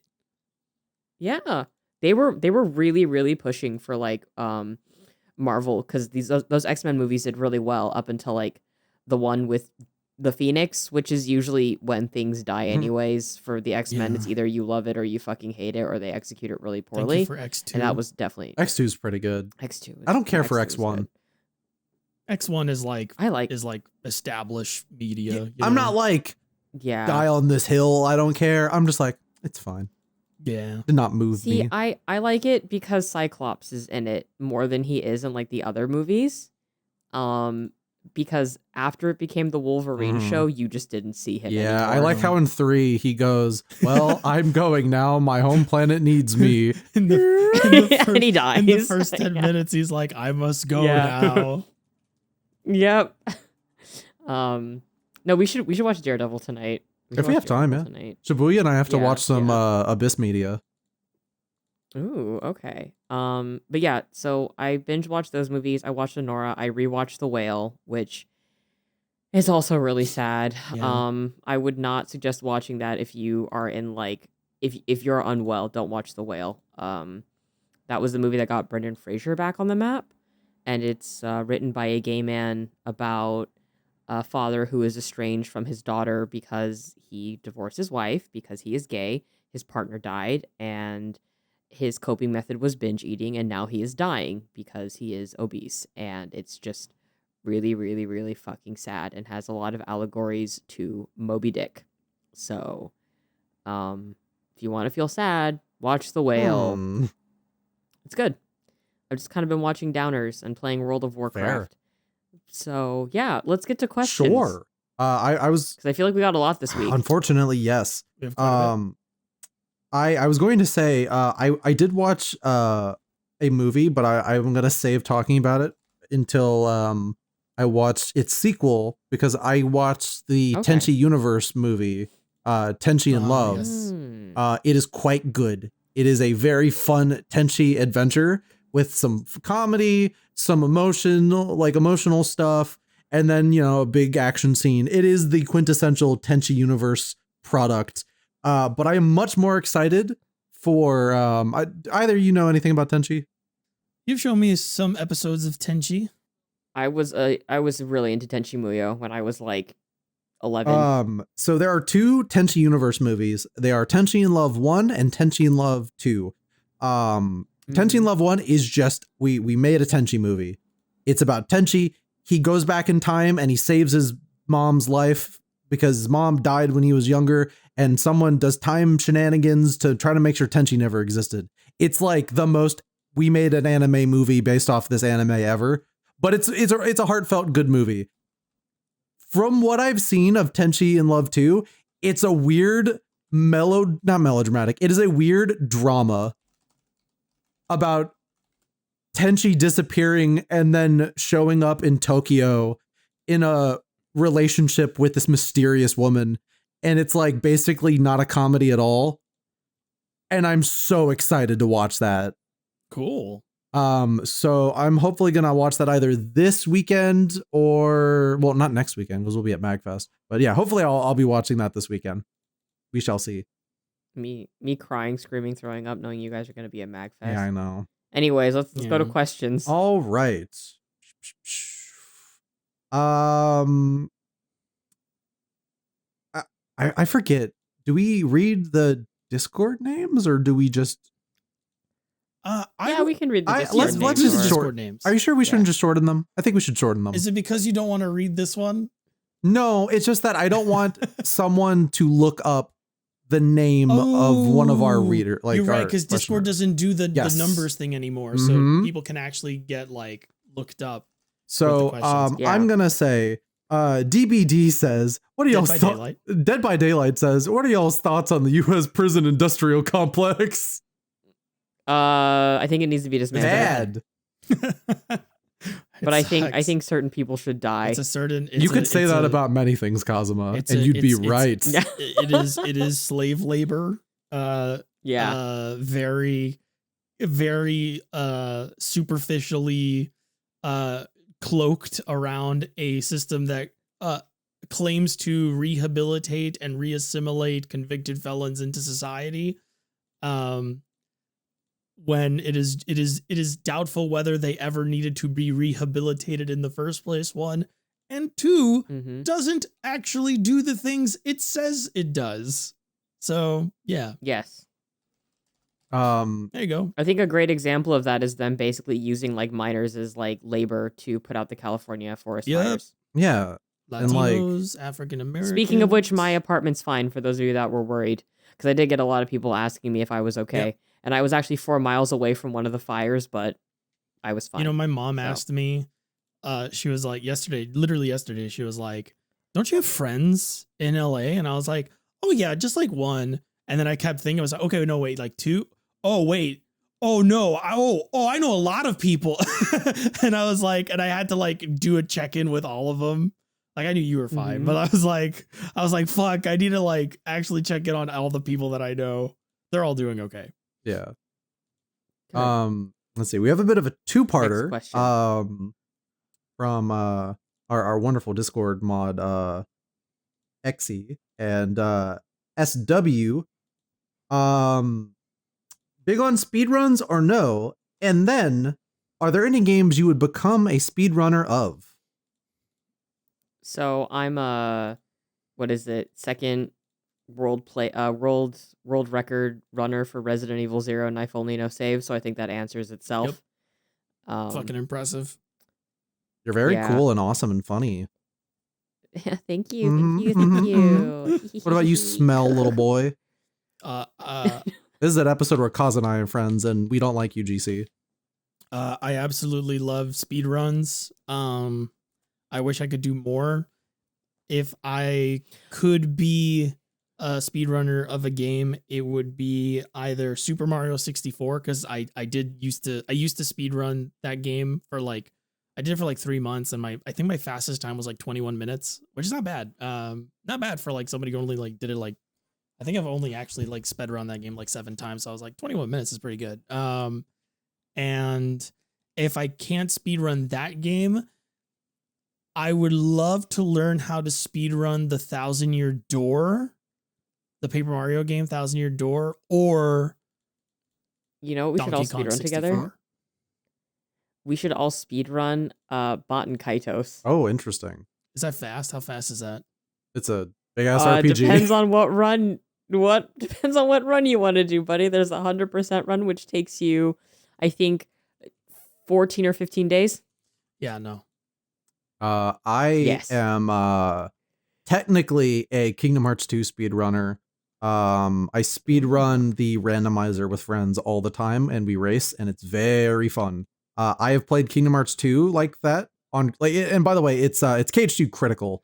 So it's like, it's not just you're playing the game, it's you're playing the sicko version of the game, which both makes Kingdom Hearts 2 even more one of the best games ever made, and makes it apparent that game's got some issues.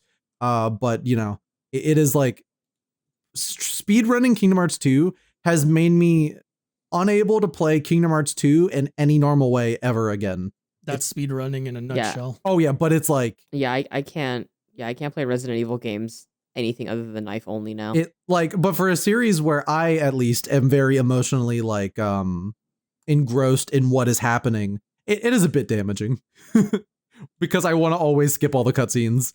But like just for Kingdom Hearts 2, it's weird. It's just that one. But yeah, I quite enjoy that, and I still do that regularly. I'm not like I haven't made any records or anything, but I do it, and I think it's a lot of fun. Let's see. What are your childhood? Oh, and this is BC3. What are your childhood free to play games, if any, like stuff played during preteen/teens? Oh yeah. For me, it was I dabbled in MapleStory. I dabbled in like a lot of them. I think I had a longer stint with MapleStory than many. But I think one that really got me, at least like for a little period of my life, like very little, like a summer, was Pirates of the Caribbean Online. Oh my god. I heard that was actually really I was good. too young and dumb to know like any better. I was just like, oh, I'm a pirate. Oh, it's hard. And then I also played Toontown. Toontown. I never got into Toontown. I was never a Toontown kid. I basically didn't really get into either, but I tried to get into both. And then I accidentally had my dad pay for a sub for I think Pirates for like 5 years. Sorry, Dad. Yeah, I just played Flife. What? Fly for fun. Flife. What is that? Yeah. It's an MMO. It's a Korean RPG. Oh. RPG. All right. I'm so glad somebody asked this question. Let me tell you something. Okay, he's locking in. Yeah. He's locking in. Back up, everybody. I was a fiend. I was a free to play monster. Okay, RuneScape, Adventure Quest, Gunbound, Guns the Duel, Eden Eternal, Aeon when that was free. Oh my god, Ion. Yes. Ion. Jesus Christ. Fucking, yeah. What was that? There was I used to pick up free to play MMOs and obsess over them for like a week at a time. And I've played so many that I can't remember. The only one that I remember bouncing off of was MapleStory. I did not like MapleStory. I thought MapleStory, honestly, RuneScape did a really good job of hiding the fact that it was just grinding, that the game was just an idle game. MapleStory does not hide that well enough. There's too much work in MapleStory. See, for me, it was just like I like how you could design the little chibi characters. Oh yeah, like that's always super cute. Mm-hmm. I did a lot of those social ones as well. A lot of like social MMO stuff.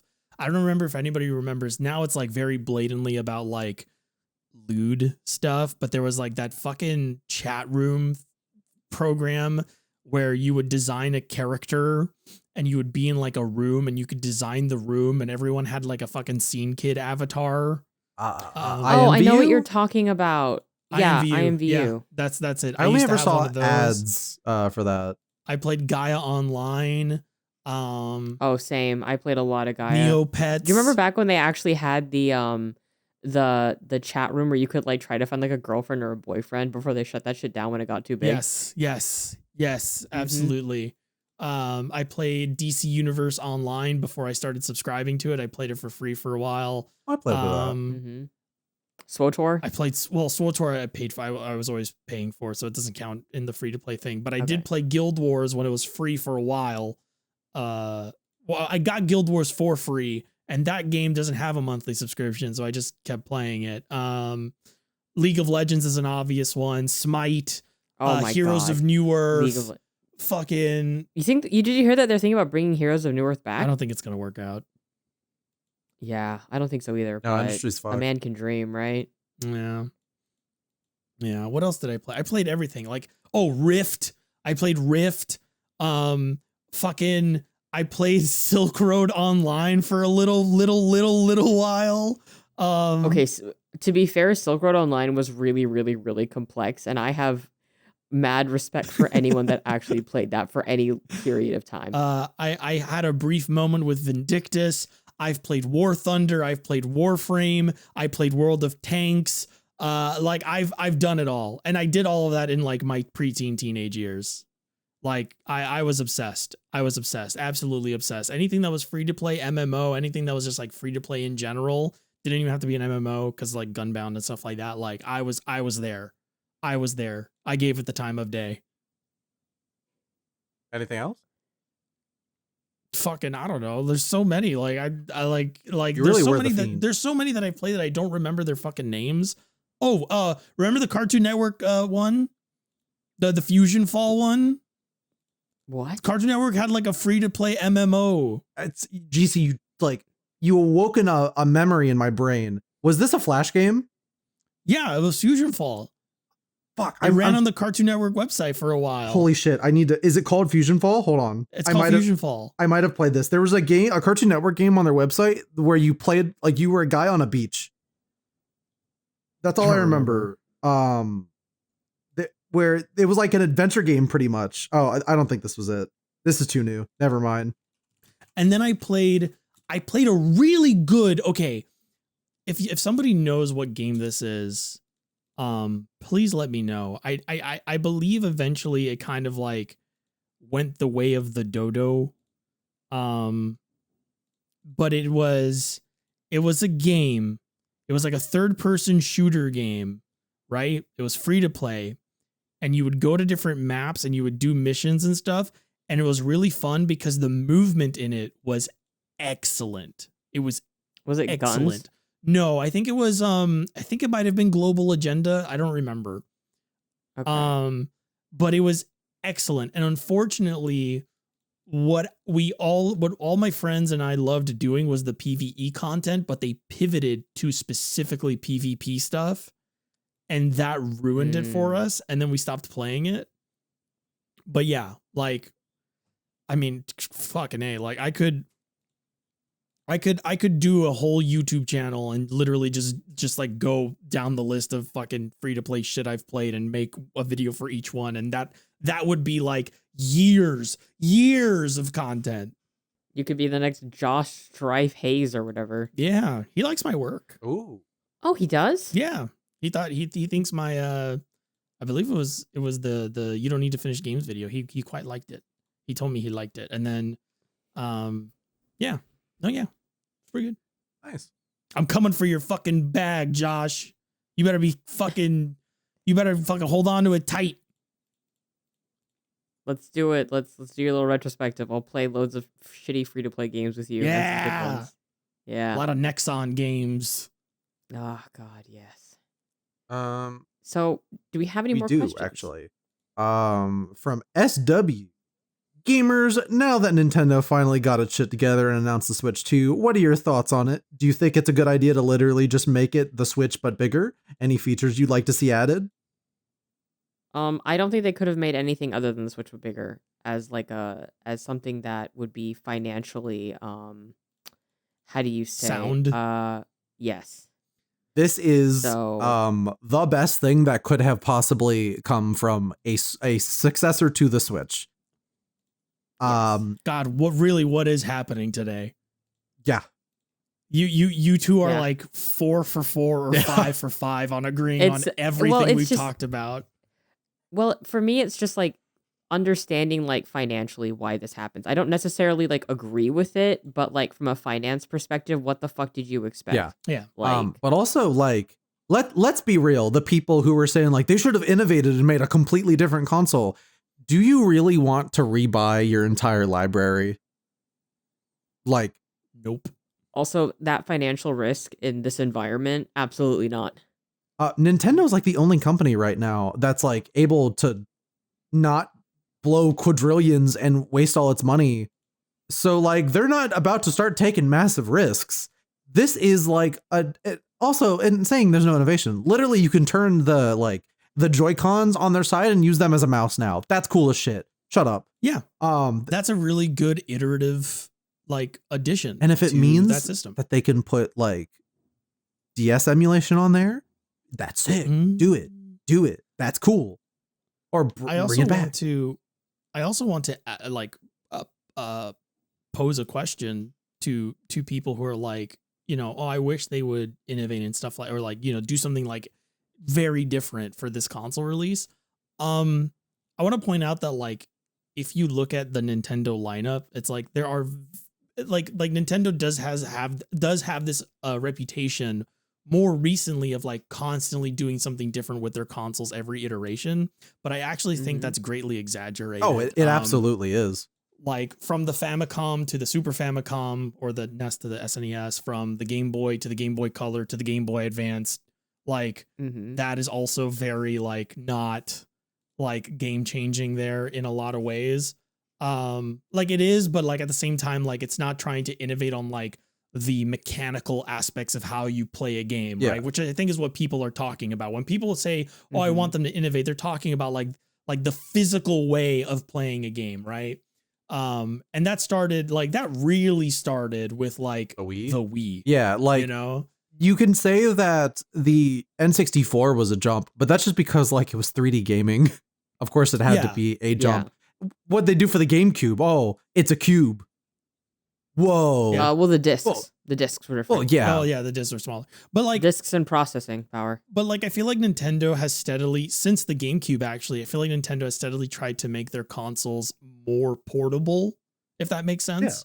Like the GameCube literally has a fucking handle so you can take it with you places. The Wii has the Wii is way more compact. It's just a GameCube, but it's like way more compact, and like the controllers are easier to pack because they're like little thin little dongles.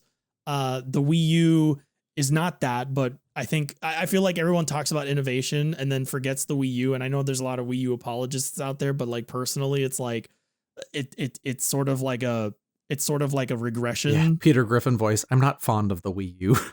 It insists upon itself. It honestly does. Like I feel like it's a regression to that idea that, oh, they're always innovating, or that progress that Nintendo was aiming for with like a handheld. What they were really working towards was like a hybrid console. They wanted a console people could take with them. And the Switch was finally that. Like they did it. They did the thing they were working towards. And it's like, where do they go from here? Like, what do you want them to innovate on? Like where do they go? Cloud-based gaming? I don't want that. No. And like VR, I don't want that from Nintendo. If you don't want them to make like really like you said, what is there to innovate on? Like, you don't want it to be the Switch. Does that mean you just want a home console? Again, there are places they could take it, but do you want them to go to those places? Do you want Nintendo to go, oh, we've released the Switch 2, it's going to be focused on VR games. So everything in the Switch 2 is going to be VR based. That would suck. You don't want that. Oh, we're still going to put out some games that aren't VR, and like your Switch games are still backwards compatible, but you know, our first party titles will now be, you know, centered on VR. If like, I would be let down. I would be bummed out because I'm not interested in VR. And also like VR means an additional price tag and like more things you have to buy to set it up. Okay. So we're not doing that. And also they know, like, you could just look at the industry. VR is not there yet. It's a hobbyist market for a couple of like people with a lot of money to splurge. And granted, we are going to have to see how this thing is priced, but if they're smart, they're not going to go over like $400 on this. Because that's the thing about the Switch.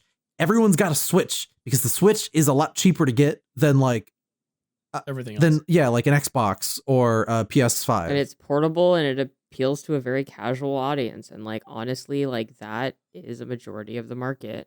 Also, when it comes to looking at like what has dominated the market consistently year in, year out, it's actually handhelds. Yeah.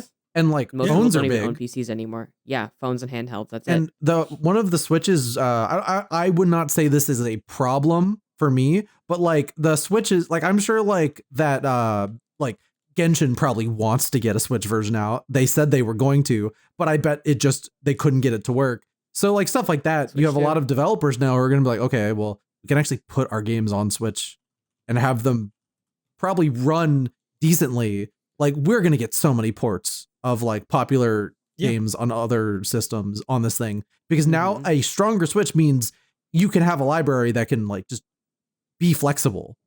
It is a hybrid console, but they do market it as a handheld, and it is sort of, a lot of people, even though the Switch is technically a home console system as well, a lot of us, we look at it as a handheld system, right? Yeah. And like, keep in mind, this is in line with what Nintendo does with their handhelds. The Game Boy line is several iterations. The DS line has several iterations. The 3DS line has several iterations. That's just how that's just the way Nintendo handles its handhelds. It's always been like this. And like, is that something that I think, you can criticize? Sure. Like there's things there, but like, as far as like surprise or disappointment, I feel like the expectation that the Switch 2 was going to be something, revolutionary. Yeah, I think that's game changing. I don't think that's paying attention to the history of Nintendo. I think it's certainly part of the Nintendo hype. It's certainly part of like Nintendo's marketing strategy for you to see them as like this constantly innovating, like uniquely creative company. But really, they're like every other video game company out there. Like they do all the same things. They follow the same market trends.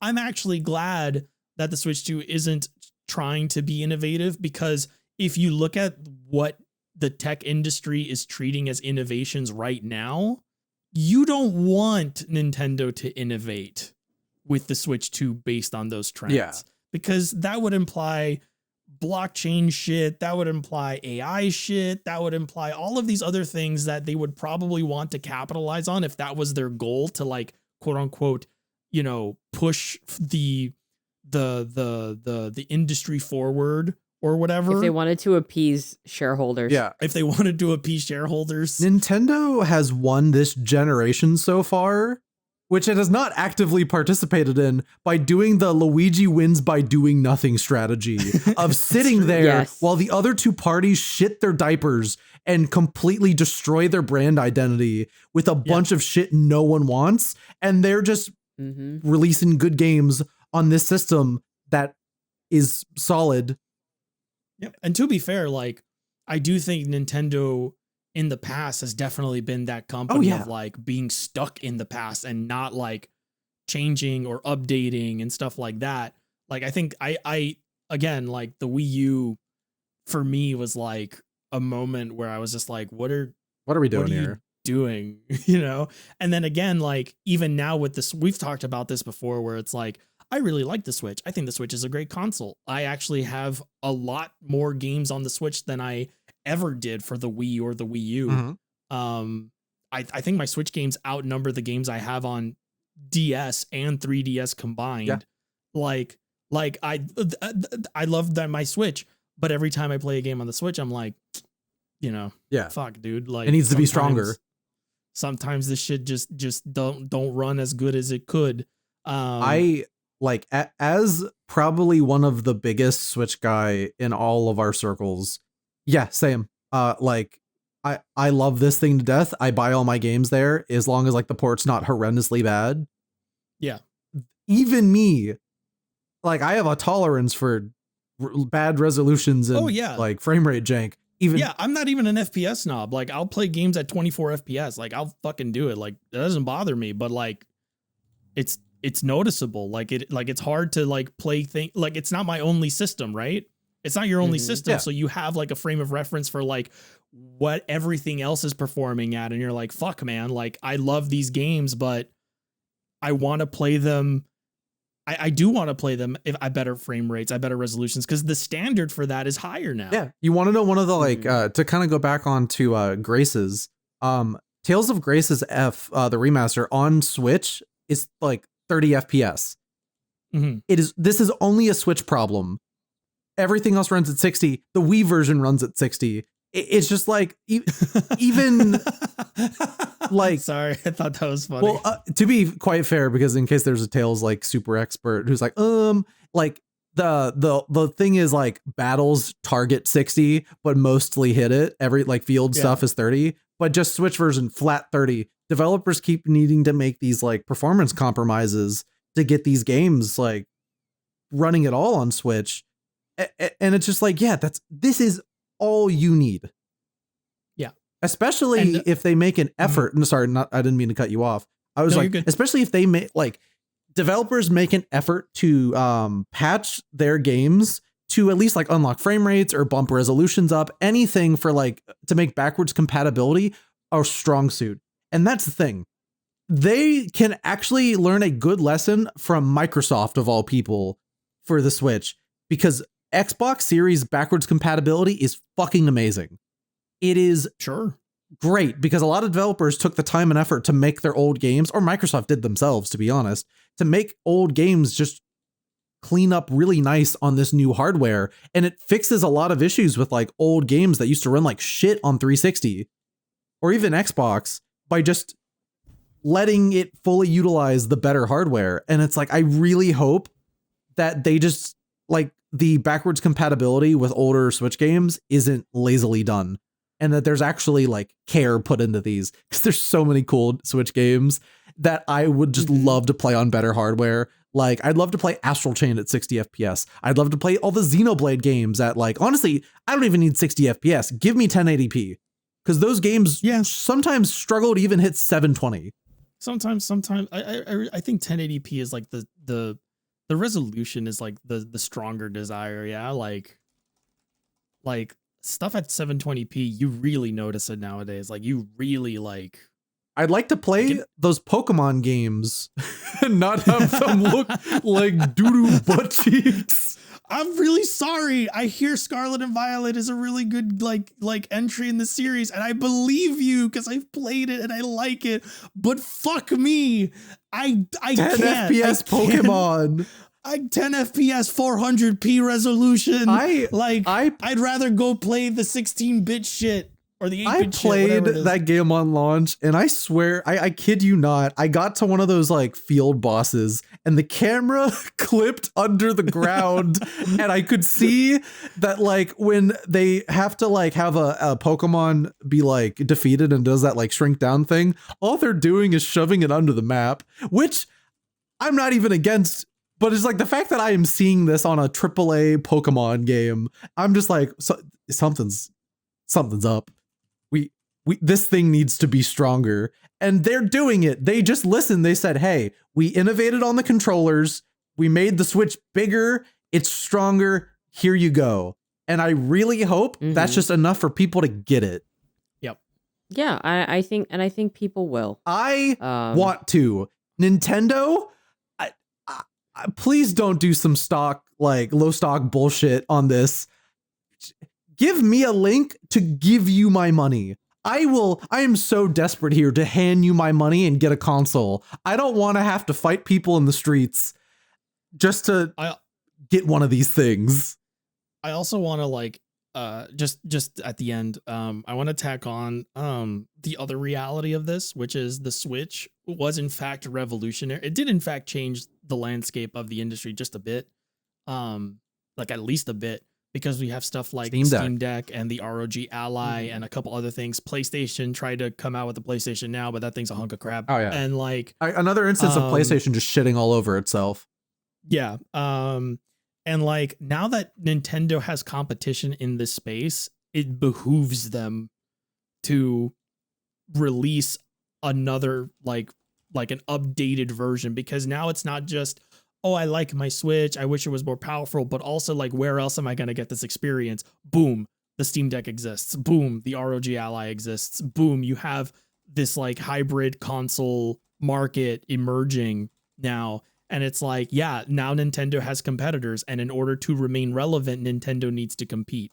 And like, you could argue, well, they don't have to compete. They can just do something else. Guess what? If they go to VR, they have competition in VR. If they go cloud-based, they have competition in cloud-based. If they go AI, they have competition in AI. Like there's no way for them to revolutionize again that isn't already a space that someone is taking up. They do, however, have a very large market share of this specific corner. So they are interested in maintaining that. They are interested in holding that. And that's why your Switch 2 is like that. However, you know, who knows? Maybe the Switch 2, like, I don't know, maybe they reveal that the fucking like the kickstand now doubles as a keyboard that you can take off and put in front of you or some shit. I don't know. Maybe they'll go full on. This is now a tiny little PC, which is smart. We're bringing back web browsers and flip notes. Honestly, that is smart, because guess what? That's what the Steam Deck does. Yeah. And like, that is one of the better parts about the Steam Deck, is that it's like you could just do a bunch of stuff on it. And honestly, with the Switch 2, like I'm getting it for the exclusives, because if we want to be real, like multi-plat games, I'm gonna get on my Steam Deck and I can play that on the go if I want it to run better than the Switch, and I do that often. But like Mhm. I continue to buy Nintendo systems because I like Nintendo exclusives, because I think they make good games. They do. And they just need the hardware to allow them to continue to make good games. It just needs to shore up that little deficiency they have in terms of like the strength of their hardware. And then we'll be Gucci. Yeah. You know, a Zelda game that you release, they've had this problem in previous Zelda games as well, where some Zelda games just don't run very well on certain consoles that they release them on. But like your Zelda game, I feel like there should be a rule at Nintendo that's like the fucking Zelda game that comes out for the console, the first fucking one, and even the second one, should not run all over the place. It should be stable. It should be consistent. It should look really good, and nobody should feel like they could get a better experience playing it on different hardware. Because when you have that experience, when people feel that way, Nintendo, they will fucking pirate your shit and emulate it, because they know they can get a better experience out of it on different hardware. See, I like to look at that. I feel like they know. And you're super right, by the way. I like to look at that in a bit more positive light as, wow, Monolith Soft is holding the Switch together by a thread. Yeah. They do magic. They are magic people. They are magical people. Dude, Xenoblade Chronicles X, the footage they put out for that, at first I was wondering, I wonder if this is like Switch 2 footage. No, I think that's just Switch 1 footage, and they got that shit looking like it runs at 1080p. Magic company, and they just keep getting more magical. And imagining what they could do with Switch 2 hardware, insane. I cannot wait to replay the Xenoblade games on like much better hardware. In this episode, Cullen and GC exposed themselves as Nintendo fanboys. I think it's blatant with me. I'll totally criticize them when like they deserve it, and they do often, but like they are very smart at getting out of the way of their creatives and letting them make fucking video games. I would say so. Yeah. Some things about Miyamoto aside. Oh yeah, but I meant like when I mean that, suspicions that I have about Miyamoto aside. Yeah, I don't really mean as much like the big two, like Mario and Zelda. Yeah, but I love their smaller lineup of games. Like, and the Switch was great for that. They literally were just like, we have all these really cool exclusives that we just let people make some video games, and that's it. I want more of that. With the industry like it is now, if Nintendo's going to be the only one who allows like this lesser known talent to thrive, along with those like big like Mario or Zelda hits, like cool, more. Yeah. All right. I think that's it for the week, right? I think so. Well, thanks for listening this week, everybody. You know where to find us.